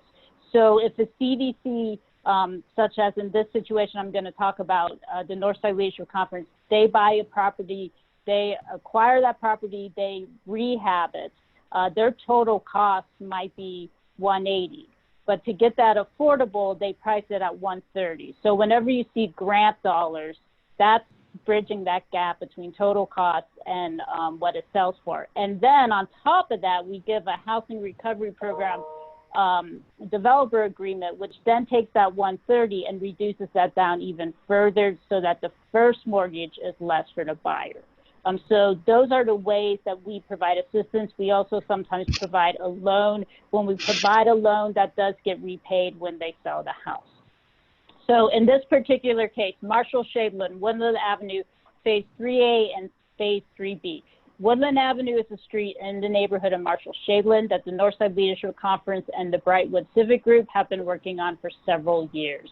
They have done 2 previous phases of acquisition, rehab, and resale. This is their final phases. Phase 3A has 4 houses that you see there on the screen. Phase 3B has another 2 houses. It's basically a 6-unit phase. We're breaking it up because these 4 houses are eligible for what's called Neighborhood Stabilization Program funding through the state of Pennsylvania to the URA. That's the source we're using because these were all foreclosed upon or city-owned properties. The other 2 are not, which is why we're breaking it up. But collectively, between the 2 phases, there's 6 total units that they are acquiring, rehabbing, and reselling with the Brightwood Civic Group. West Banco is providing the primary construction loan for both phases.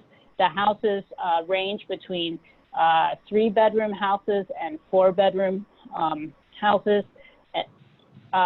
And they will all be affordable to households underneath 80% area median income. The Housing Opportunity Fund does have their for sale development program grant, and that does trigger a 99-year affordability period.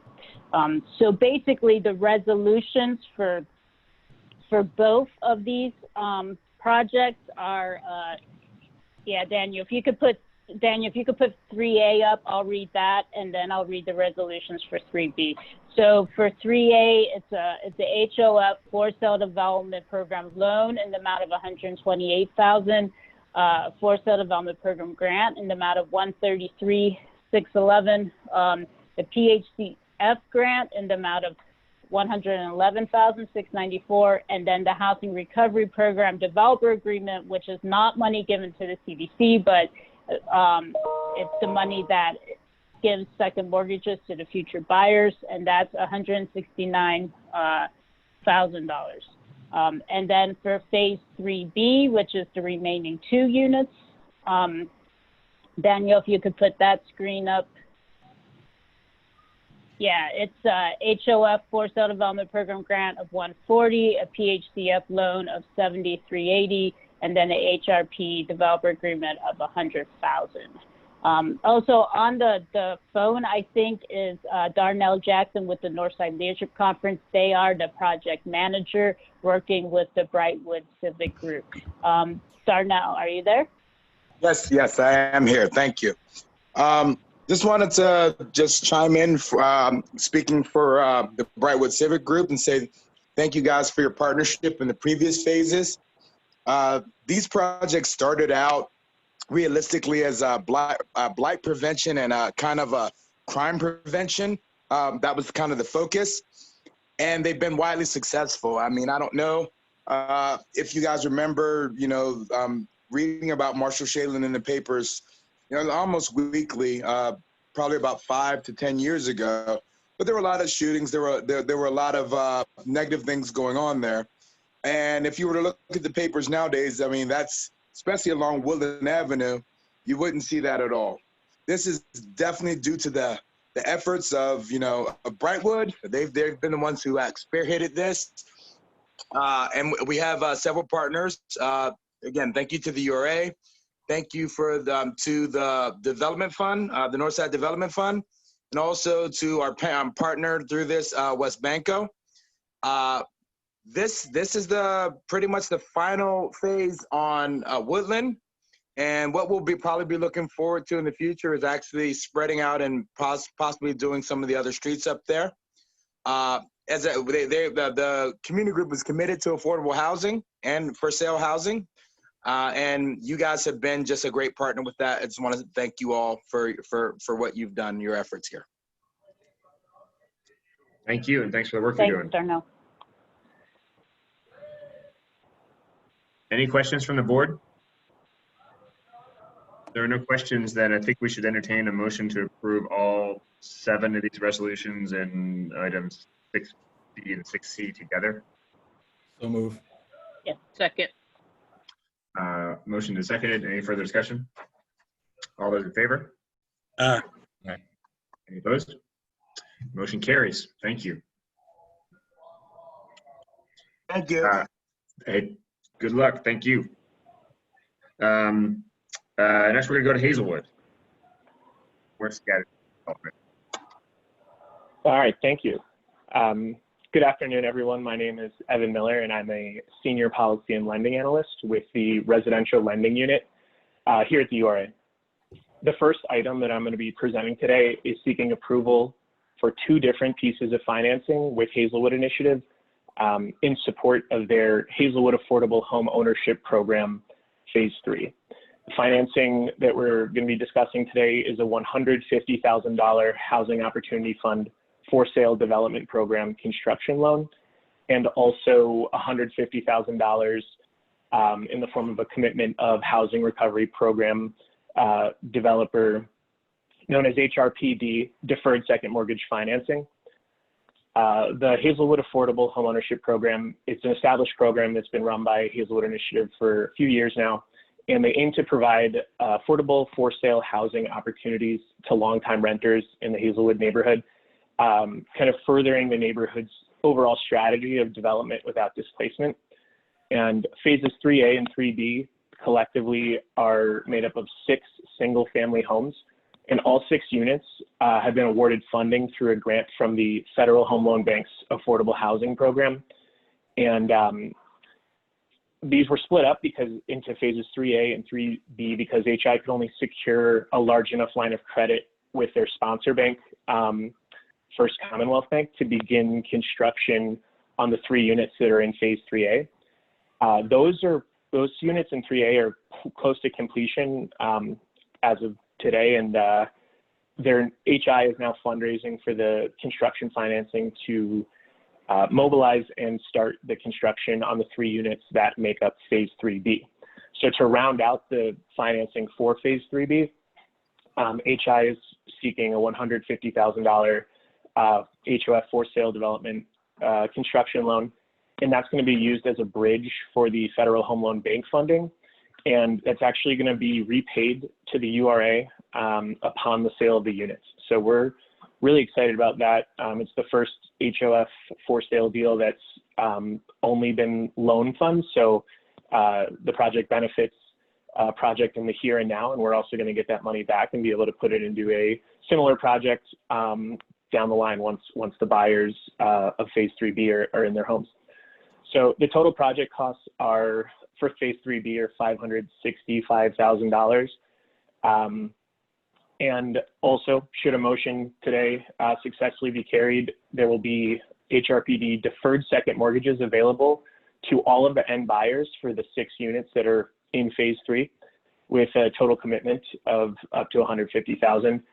$30,000 would be available per property that's sold to a buyer at or below 50% AMI, and up to $20,000 per buyer for a property that's below 80% AMI. So we're looking at average sales prices phase 3 around $90,000, and Hazelwood Initiative really aims to place low-income residents into truly affordable homeownership opportunities. And we anticipate that these units are going to reach deep levels of affordability, with households that are earning around $25,000 likely being able to afford several of the units that are in this deal. There will be an affordability deed restriction recorded for all 6 units in phase 3 for 10 years that stipulates that they have to be resold to buyers at or below 80% AMI. And yeah, so we have Dave Bruton with us, who has patiently waited. He's with the Hazelwood Initiative. So Dave, I'll let you make any comments you would like to the board, and we'll open it up for questions. Thank you, Evan. You shared it very well. URA has been a great partner to us in the 5 or 6 years we've done this. These 6 houses will take us up to about 23, and we've got 3 more in the pipeline for next year through Federal Home Loan Bank. It's a very great day for Hazelwood today with that low-income housing tax credit news. Also in the FAIR program, FA also allocated $150,000 for our second phase of our HARP program, Hazelwood Affordable Rental Preservation Project. Jessica, I wanted you to hear that. So I'm happy to take any questions and grateful for the URA's continuing support. Any questions from board members?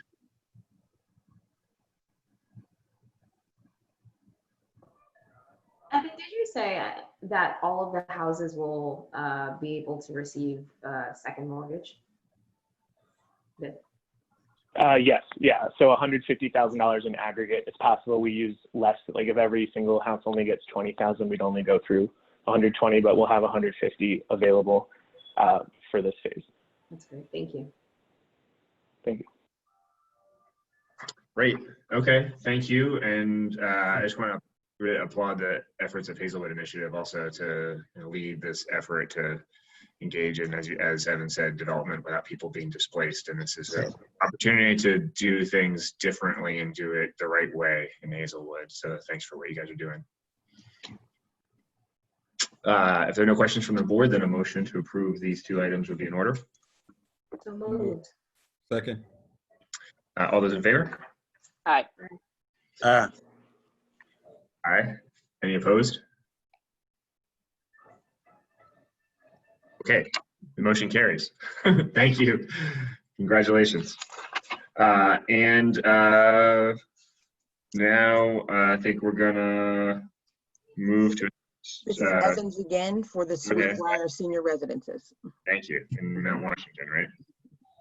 Yeah. Thank you. So we're moving over to Council District 2 here. And this item is seeking approval for a $351,000 UDAG program income fund loan with the Washington Heights Elderly Housing Corporation for the overhaul and modernization of the elevator at Sweetbriar Place. Sweetbriar Place is a 55-unit senior apartment building in technically the Duquesne Heights neighborhood of the city, located at 211 Sweetbriar Street. It's a HUD Section 202 property, meaning that their mission is to provide affordable, supportive housing for low-income people over the age of 62. The building is owned by the Washington Heights Elderly Housing Corporation, a nonprofit 501c3 that's comprised of representatives from local neighborhood organizations, and they're going to be the borrower on this project. Senior Care Network, they're the actual manager of Sweetbriar, and we've been working mainly with them to kind of hash out this deal. The building itself is 8 stories tall, and it only has one elevator, and that dates back to when the building was first put in service in 1986. So the current state of the elevator makes it a bit of a liability to the building and its residents. Over the past 34 years that the building's been open, the elevator has been well maintained, but it's at the point now where parts are either no longer available or they're proving to be really expensive to acquire. So a large-scale modernization project is really what's needed to secure the long-term safety and accessibility of the community itself. So the development team has worked with Elevator Management Services, a woman-owned firm in downtown Pittsburgh that has helped to create the modernization plan and solicit bids. Otis Elevator was selected as the contractor for the project, and they'll be carrying out the work over the course of like 4 to 6 weeks. We're trying to keep the timeline as short as possible because there is only one elevator, and this is an elderly population with limited mobility. They are going to have to do some temporary relocation. So again, just trying to keep that timeline as short as possible. So the development team came to us a few months ago with this issue, and given that it's really time sensitive and that they weren't able to find favorable terms with private lending institutions, we decided to pursue this UDAG loan. So the loan amount today would be $351,000. The total project costs are also $351,000. And there would be a term of 20 years on this loan, an amortization period of 20 years, and an interest rate at 3%. So this would be a monthly amortizing loan. We're getting payments every month to repay this. So we see it as a bit of a win-win for both parties here. And collateral for the URA would be subordinate lien position on the building itself, behind the only other lender, which is actually HUD. So today we have James Pfeiffer from the Presbyterian Senior Care Network. I'm going to turn it over to him if he has any comments, and we'll take questions from the board at that time. Thank you very much, Evan. I'm not sure my video is working, but hopefully you can hear me okay. And on behalf of the Washington Heights Elderly Housing Corporation, just want to thank the URA for consideration, the great work and cooperation we've had here.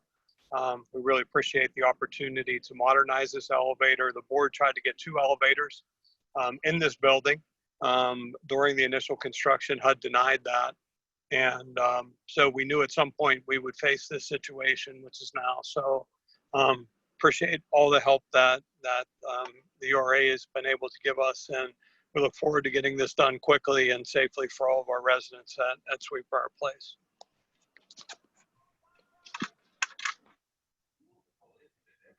Thank you. Thanks for that overview. Any questions from the board?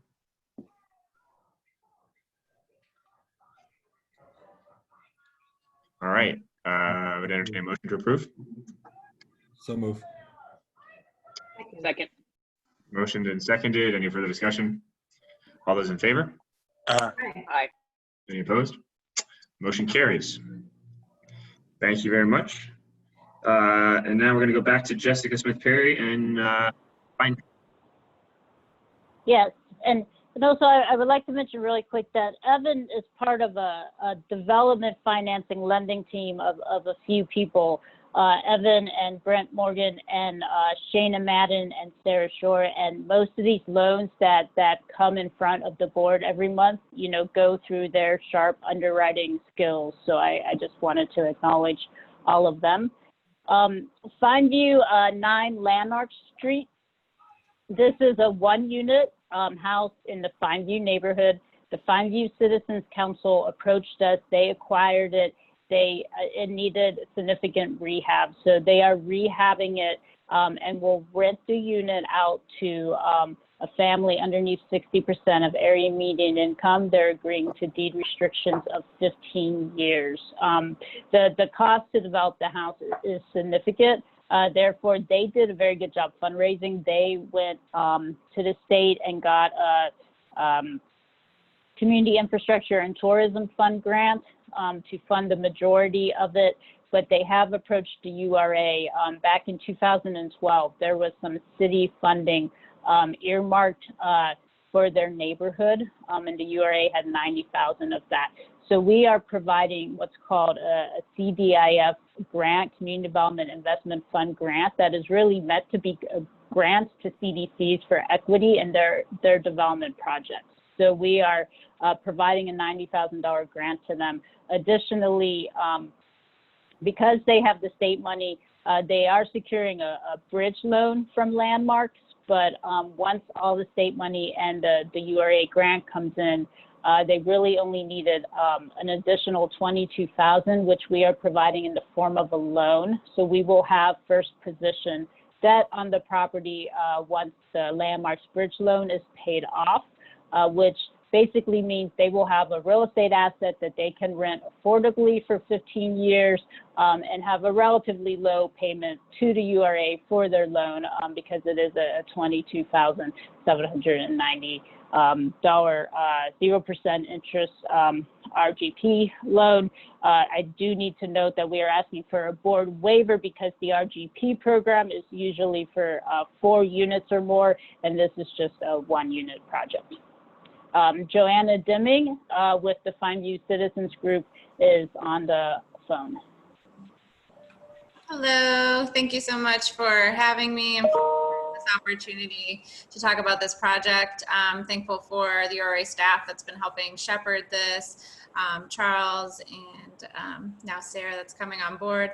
And yeah, so I just want to give you a little background. So many of you already know that Fineview works hand in hand with Perry Hilltop. Our vision is to create a caring community, one that's committed, advocating, resourceful, inspiring, neighborly, and gracious. We have a resident-led housing working group and worked with Studio for Spatial Practice on a 5-year affordable housing plan. This is in our housing plan. This is one of the target areas in Fineview. Fineview has had property on this street for a while. A development fell through, so we're really excited to see momentum. We already rehabbed 1 house, have another under construction, and this would be the 3rd house on the street. In addition, there is a brand new park that the city of Pittsburgh recently renovated with a $430,000 investment. We're so grateful for that, and people are enjoying it. It's just been wonderful. But yeah, this is a need in our community. Our report showed that our neighborhood is short between Fineview and Perry Hilltop, 423 units. And we're actually going to be applying for a Choice Neighborhoods grant from HUD as well to help kind of support these affordable housing goals. And it's all complementary. So it is 1 house, but it's a part of a bigger puzzle. And we're just very excited and grateful for this opportunity to share with you. Thank you. Thanks. Questions from the board? No. Motion to approve. Moved. Is there a second? Was that Rep. Gainey with the second? Yes. Any further discussion? All those in favor? Aye. Any opposed? The motion carries. Great. Thank you, Joanna.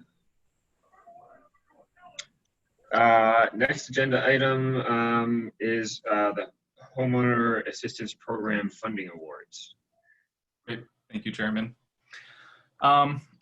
So, while we're experiencing an unprecedented need for rental and mortgage assistance programs, we are also still going strong on our homeowner repair programs. So the Homeowner Assistance Program has operated for about a year now, and so we're happy to report that we have completed 38 projects to date, and we have 95 projects in process right now. Really quickly, I want to give a special shout out to our team who has worked hard to ensure the program continues operating at a high capacity during this current environment. Since we started working from home, we have still managed to close nearly 50 projects and are on track to continue that pace going forward. So we're here today to ask for the board for authorization to increase the contracts for Hilltop Alliance, Rebuilding Together Pittsburgh, and Low Country Building Solutions, which will allow these three providers to work on additional 18 to 20 projects. All three of the providers are at or near full capacity and doing a fantastic job moving forward. So these funds will come from the 2020 allocation of the Housing Opportunity Fund. Any questions? No, just pointing out that Low Country Building Solutions is also a minority women-owned business. Absolutely. Motion to approve. The motion, is there a second? Second. Any further discussion? All those in favor? Aye. Any opposed? Motion carries. That's great.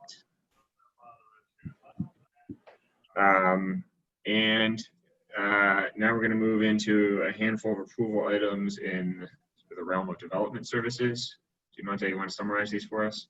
Sure. So we are asking the board to extend our eProperty Plus contract, which is the online system that manages the URA's portfolio so the public can access it. We're going to ask you to advance exclusive negotiations on the 5th and Dinwiddie project, the Larimer Steel City Squash project, and extend this exclusive negotiations on the Bedford Senior Campus project. And we will also ask for your approval for the Jasmine Nairi Campus project in the West End. So first up, we have, I believe Tim Dolan, who will cover this item for us. Thank you, Diamante, and good afternoon, everyone. My name is Tim Dolan, Data and GIS Specialist in our Development Services Unit, and I come to you seeking authorization to enter into a 12-month contract with eProperty Innovations LLC for continued access to their eProperty Plus property management database system for an amount not to exceed $24,600.48. eProperty Plus has served as the URA's property database since 2015, most heavily used as the transactions and asset management team's data repository.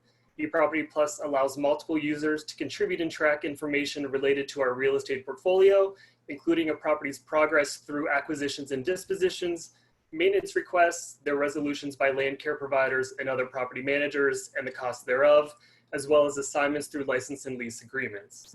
eProperty Plus also allows us to host a public-facing site for interested parties to submit applications for available properties and to navigate other pages with information on those currently included in an RFP. In addition, our subscription continues two-way read-only access and a live link to properties found in the City of Pittsburgh's eProperty Plus database to increase transparency between agencies. And finally, this subscription renewal aligns with the proposed implementation timelines of other software platforms currently under evaluation by the authority. This will allow us to further investigate if any of the other platforms are better suited to serve these same purposes without the risk of losing any historic data collected to date. Thank you for your time and consideration, and I'm happy to answer any questions you may have. Thank you. Makes sense to me. Data is important for transparency. Any questions from the board? Motion to approve. Second. Second. All those in favor? Aye. Aye. Any opposed? That motion carries. Thank you. Thank you. And Fifth and Dinwiddie. Hello, this is Leah Matthews. I'm a project manager in the Neighborhood Development Department, and I'll be covering this item today. We are seeking authorization to extend the exclusive negotiation period with Fifth and Dinwiddie Development LLC for a period of 6 months for the sale of the 34 parcels known as the Fifth and Dinwiddie site. Fifth and Dinwiddie Development LLC is a joint venture between Bridging the Gap Development and HB Development. The project will be a mixed use and will include 20,000 square feet of commercial space, a new public plaza, and a total of 167 rental units, 33 of which will be affordable. The developer has requested this extension to continue to conduct due diligence and site investigations in order to determine what the next steps may be for the development based on the current site's condition. We have Fifth and Dinwiddie Development LLC with us here today to answer any questions the board may have.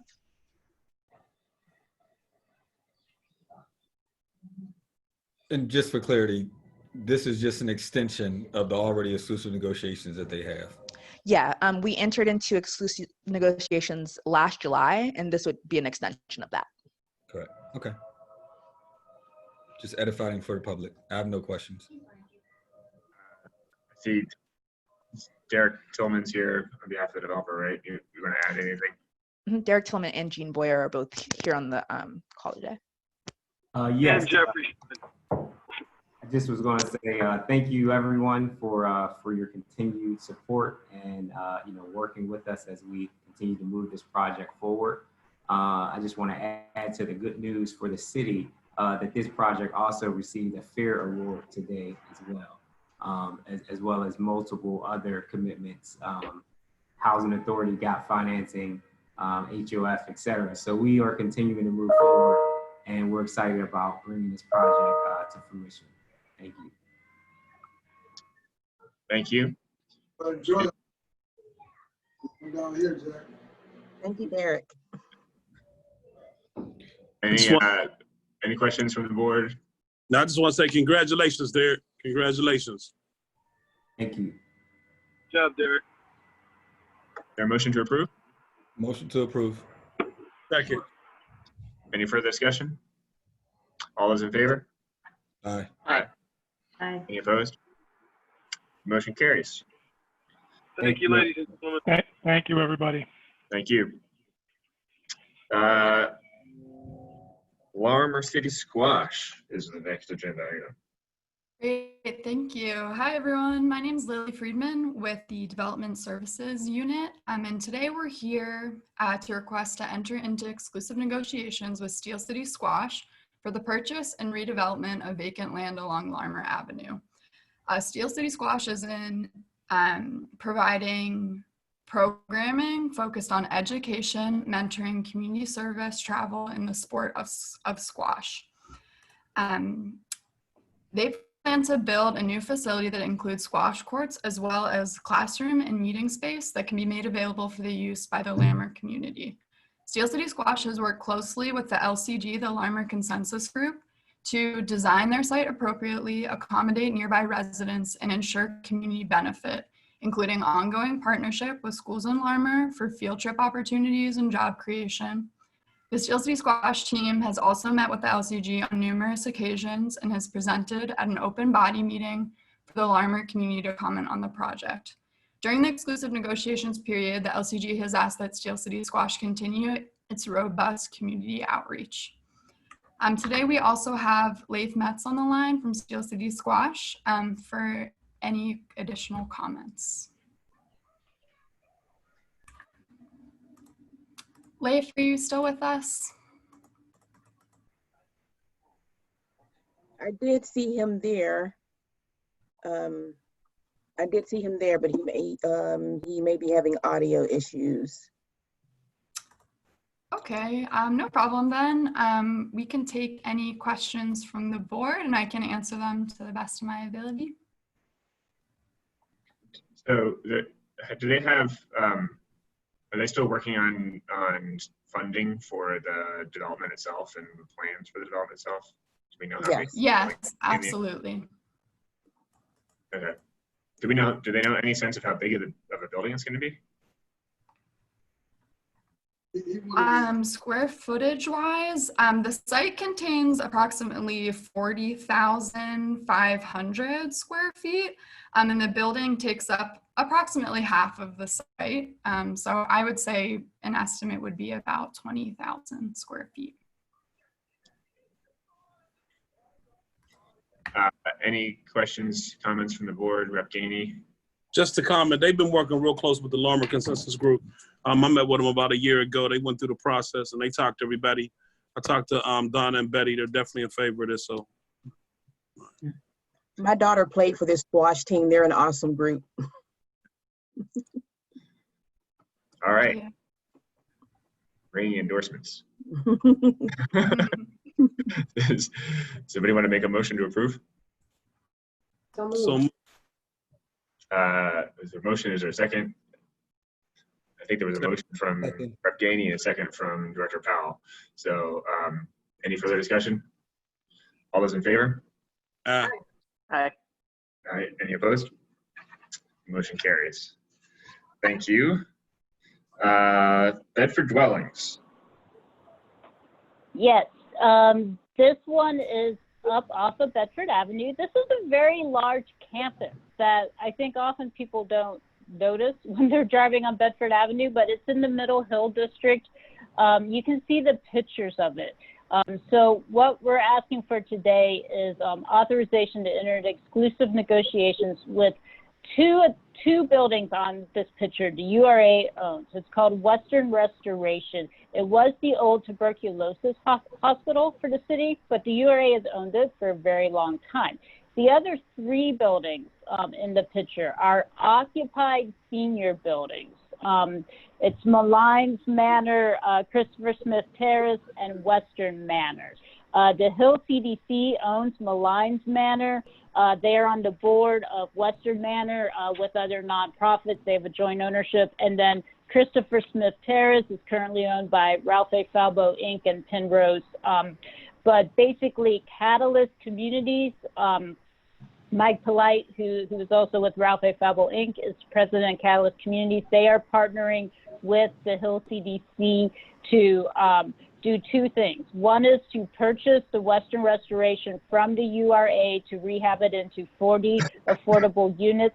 The second is to create a new ownership entity that will collectively together, Catalyst and Hill CDC, own the three senior buildings and do repairs to those buildings, recapitalize them through 4% tax credits. So they will actually be applying to two separate 4% low-income housing tax credits, one for Western Restoration and one for the three senior buildings.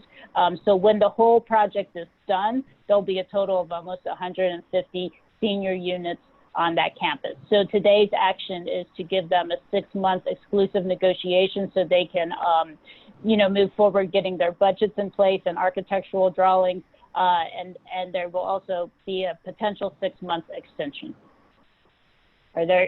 Mike Polite from Catalyst Communities is on the line. Mike, would you like to say something?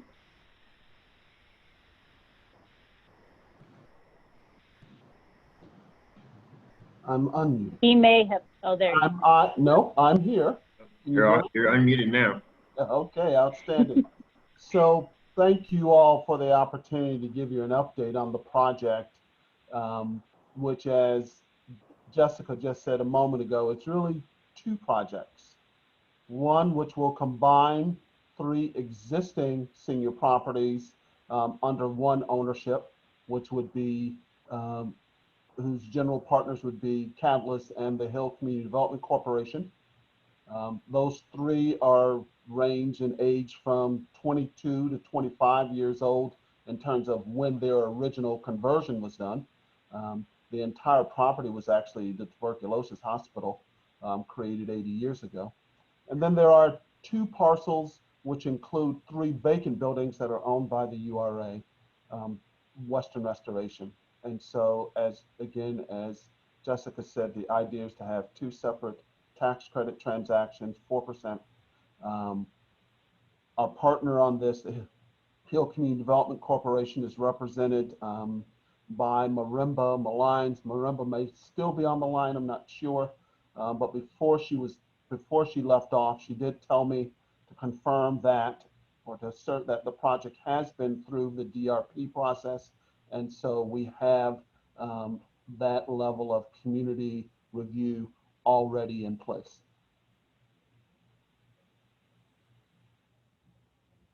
And so we're ready just to continue our planning, really looking towards November-ish initial applications to PHFA. Great, thank you. You're welcome. Any questions? So this is just a motion to begin the process of exclusive negotiations. So move. Is there a second? Second. Any further discussion? All those in favor? Aye. Aye. Any opposed? The motion carries. Thank you. Thank you. And now we're gonna go to Sheridan. Hi, everybody. Hi, Emily. Sorry, Diamante, I was just so excited. Me too. Hi, everybody. My name is Emily Mitchell. I'm the Assistant Director of Neighborhood Development, and I'm really pleased to share this project with the board today. We are seeking grant funding to support the Jasmine Nairi campus project in Pittsburgh's West End. This project was spearheaded by Ms. Christy Porter in order to support adults with special needs as well as families in the West End area. In 2019, the 180,000 square foot Holy Innocents Parish site in Sheridan was purchased in order to develop a multi-service facility and community center. The proposed multi-phase project includes the administration building, which held its ribbon cutting earlier this year. The Dr. Philip Burdeen Learning Center, a 65,000 square foot facility with basketball court, computer lab, library, and daycare for adults with special needs. A 75,000 square foot community center with cafeteria, mental health clinic, laundromat, treatment facility, cosmetology school, and employment hub, and a 40-unit apartment building for low-income seniors, disabled veterans, and special needs adults.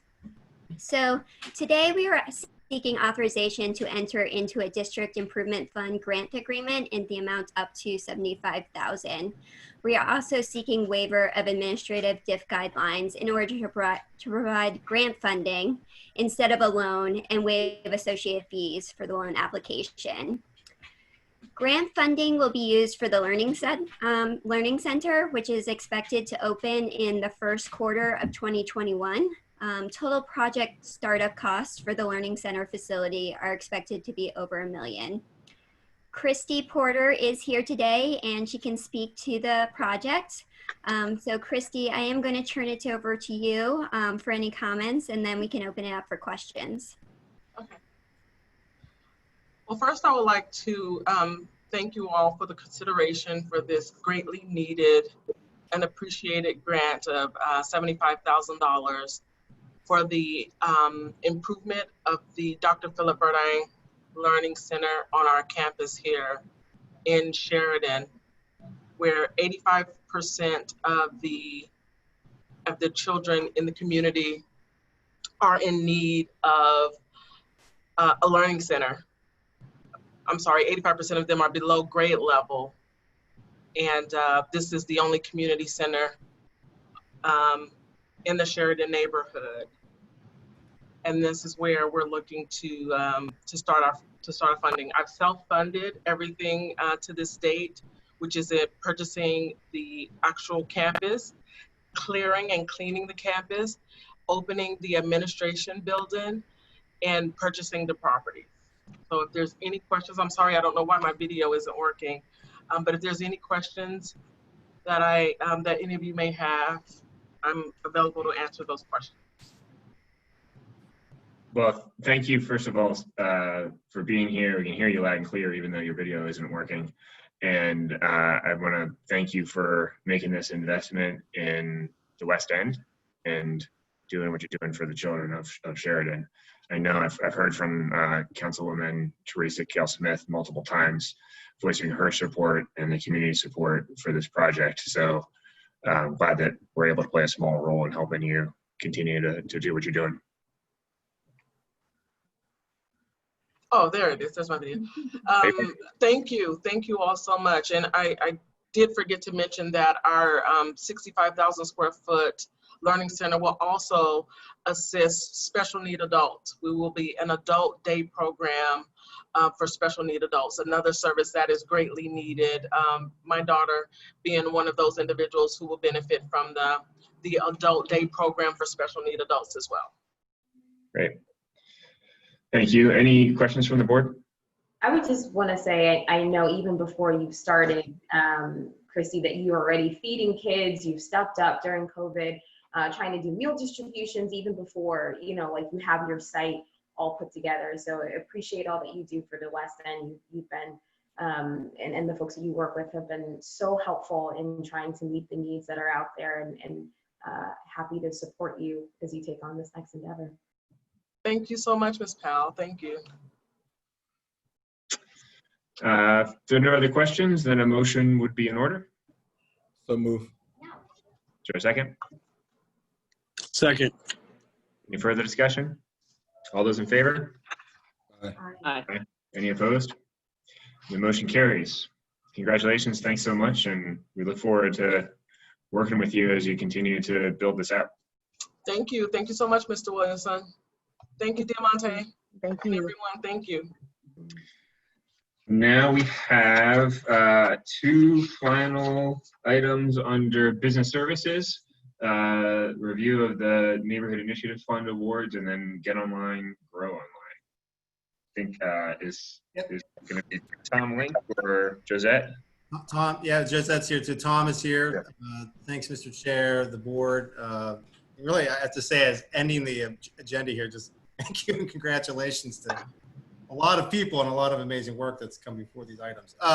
So as I referenced at the very beginning of the, towards the beginning on the dashboard slide, the Neighborhood Initiatives Fund is a program that, I won't describe again, but really is to invest in community development and community projects at a neighborhood scale, mostly in place-based type development, historic preservation, reinvention of key community assets, and really public space improvements. I would say it's really akin to in many ways, to a Main Street sort of development program that, maybe in previous years would have flowed through different funding sources. But as times have changed, it's a program that we've been able to set up here at the URA, and with the gracious support of the city, to continue to provide this type of really difficult and needed capital to support really sort of neighborhood scale projects that otherwise really are going to have very, very much difficulty raising these monies. So I'll remind that the program here is, really, again, thank you to the city. It's its second round. I mentioned the 2019 round at the beginning. Through our most recent capital budget process, we're able to raise money through the city, CDBG monies, in support of specifically the Neighborhood Initiatives Fund program. With the board's authorization, in April, we were able to open the second round to applications, with applications due June 1st, and our schedule was to make awards in August, and here we are sitting here today, hopeful that that we can make these awards official.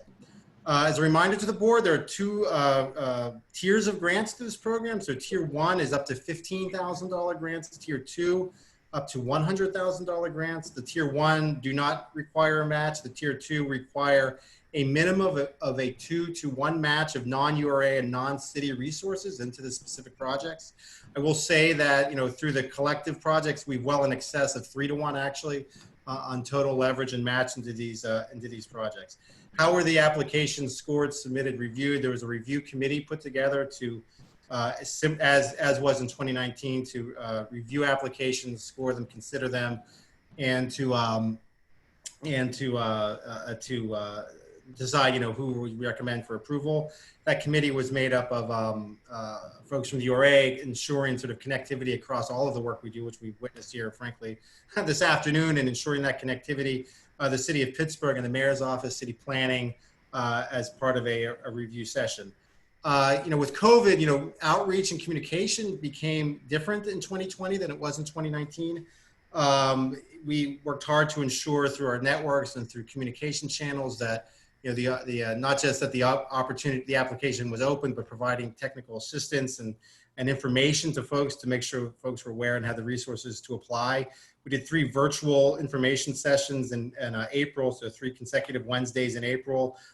We created a webinar, put it on our website, and did a variety of sort of ongoing outreach to ensure that there is that folks were aware of the program and had the opportunity to apply. So we received 25 applications to the program, went through the committee process I described.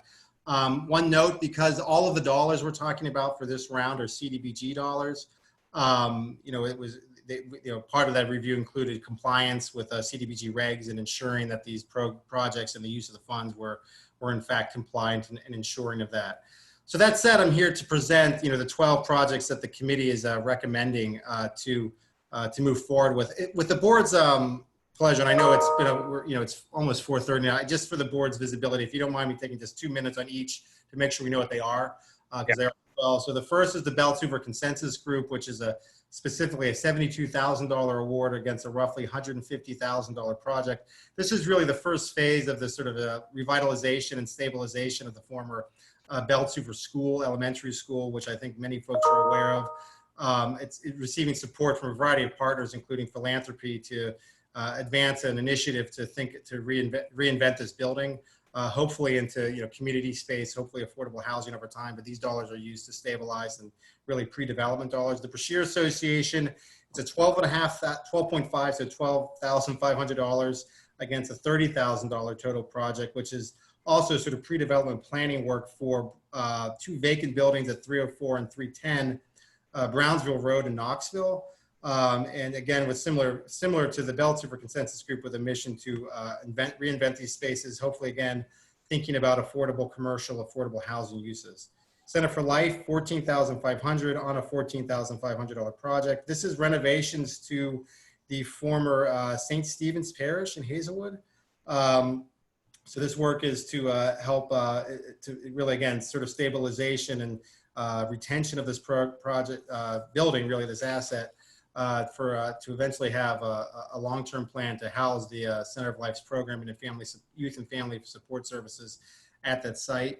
City of Asylum, this is about a $10,000 grant toward what's basically, I'm not an artist, so I hope I don't hack this up too much, but really a public art sort of mural project, which is 308 Samsonia Way in Allegheny City. So it's design and execution of of what amounts to a mural and I'm using quotes here because this was in the application, a house publication of 308 Samsonia Way. So this is a grant towards that sort of public space improvement, public art project. Amani Christian CDC, that's $100,000 towards about a $250,000 total project. This is pre-development and pre-construction work on 2 parcels at Heron and Wiley in the Hill District. So it's an existing 3-story building and a vacant lot. Eventually, the vision is to create an architecture, design accelerator, studio, and gallery. The Southside Community Council, $100,000 towards a $277,000, project. This is the full renovation and associated monies to program what's Esther's Plaza. So this is a park. Essentially, so I'm thinking about the south side. So if you know where Bedford Square is, if you're looking sort of south towards the slopes, there's like a playground back there, but there's a public square that folks may be aware of right at the corner. That is this money would be used to make those improvements to that space and an enhanced public space for the south side. Hill CDC, this is a $50,000 towards $450,000 for really what amounts to a white boxing and of a restaurant space as part of the new Granada Square development. Leverages a variety of philanthropic monies to white boxes. I understand there's potential, I can't sit here and announce a particular operator, but there is opportunity to work with folks to establish a restaurant in the space that these monies would go towards essentially white boxing. Hill District Federal Credit Union, $100,000 towards their project, which is to enhance their facility at 2021 Center Avenue in the Hill District as part of the Federal Credit Union's work. But really this particular space that the monies here would be used for is for really a community space for financial education services, counseling, et cetera, to increase the capacity and ability for folks to gain that necessary expertise and knowledge as folks think about business loans and consumer loans and the and education around that. New Hazlet Theater, or I'm sorry, New Hazlet Center for the Arts, about $52,000 towards about an $80,000 project. This is a public space improvement project of a rain garden, walkway, and a public sidewalk as part of the theater's offering at New Hazlet. I think one was done. Operation Better Block, $15,000 towards about a $35,000 project. This is renovations to and improvements to Operation Better Block's building at 501 North Homewood Avenue, which is of course the former bank building. There's a variety of renovations to improve the building to make it more accessible, specific work for accessibility actually, so folks can better access and have access to the building, to enhance the opportunity for community engagement and customer engagement really through the work of OBB in that space. OBID, Oakland Business Improvement District, $40,000 towards about a $120,000 total project. So this is a pop-up space on Forbes Avenue, 3608 Forbes Avenue.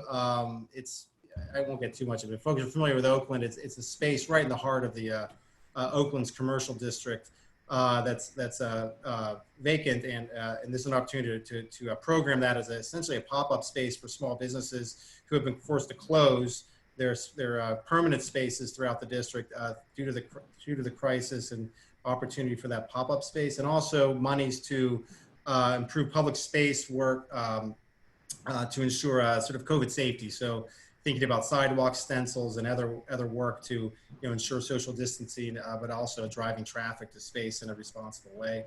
And finally, and this is the smallest award, but it's the Richards Imagine Center of Hope, is $2,500 towards a $5,000 total project, which is it's actually like a community garden at 337 Hale Street in Homewood. They want to use this money to create sort of an interactive play space for children.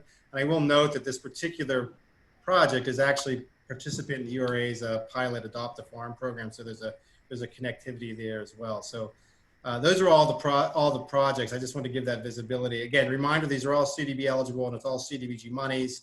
All the monies being, we're asking the board's authorization to use to pay for these were specifically raised for this program. So this is a part of that effort, and we're excited to present that.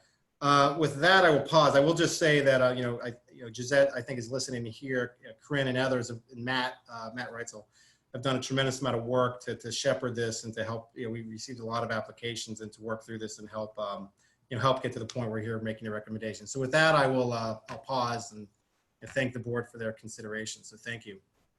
Thank you. How many total applications did we get this year? We got 25 this year, which is actually, that was actually down from 2019, but we did get 25 applications. Thanks. Yep. Great. Any questions, comments, or concerns from the board?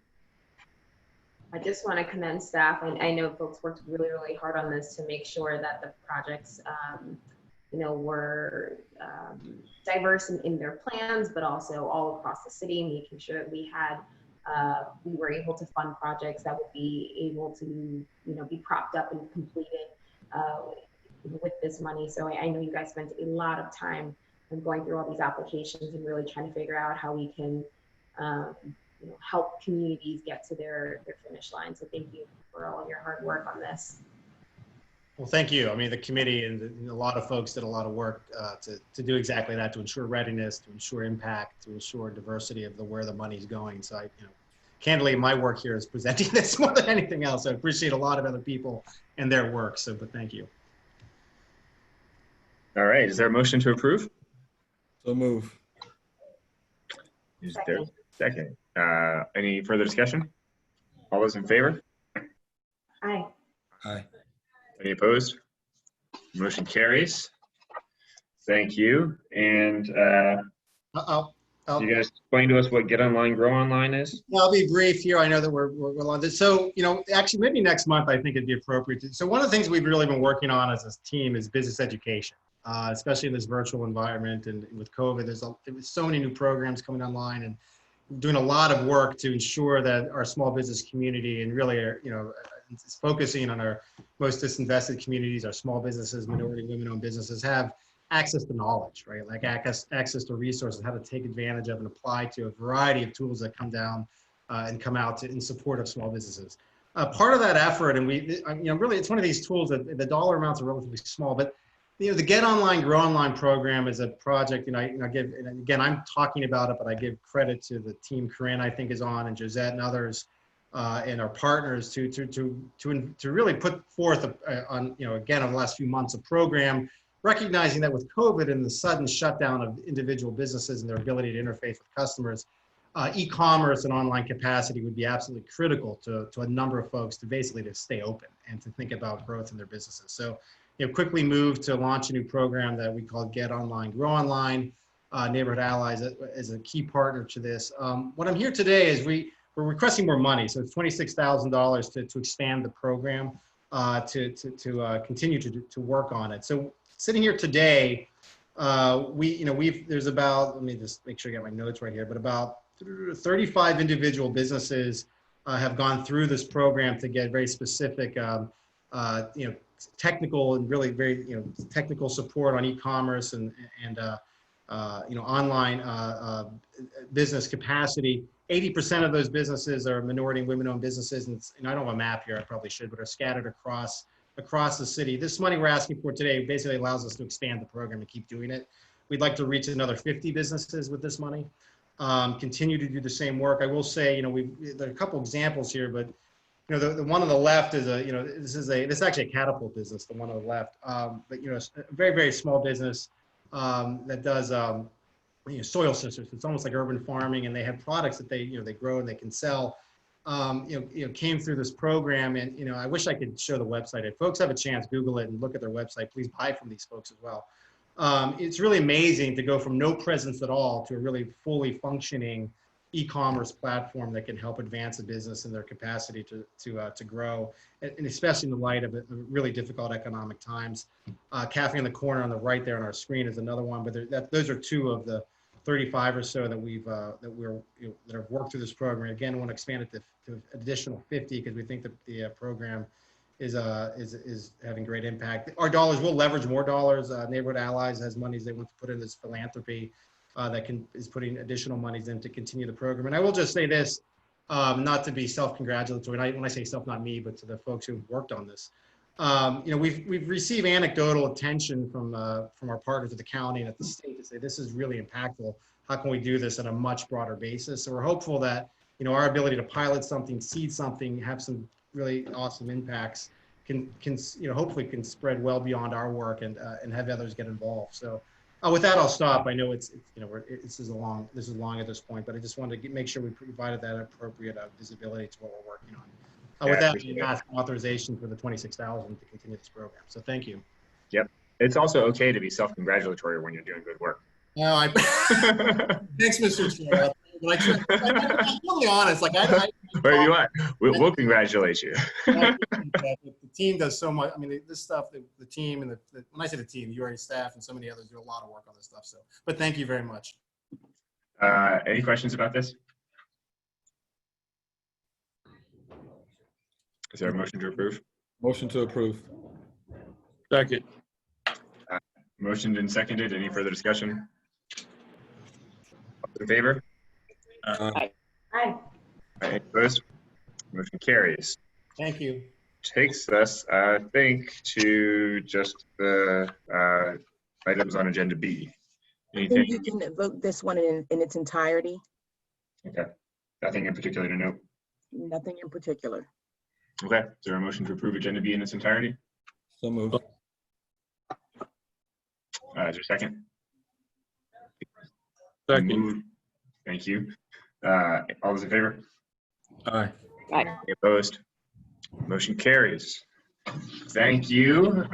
Congratulations to the board, to the staff of the entire staff of the URA on what was I'd say, pretty momentous board meeting, from an initial announcement that we received a historic number of 9% low-income housing tax credits, to an announcement of a $10 million investment from PNC Bank in the URA's COVID recovery and minority business investment work, to what I think amounts to $3 or $4 million of investment in affordable housing projects across the city.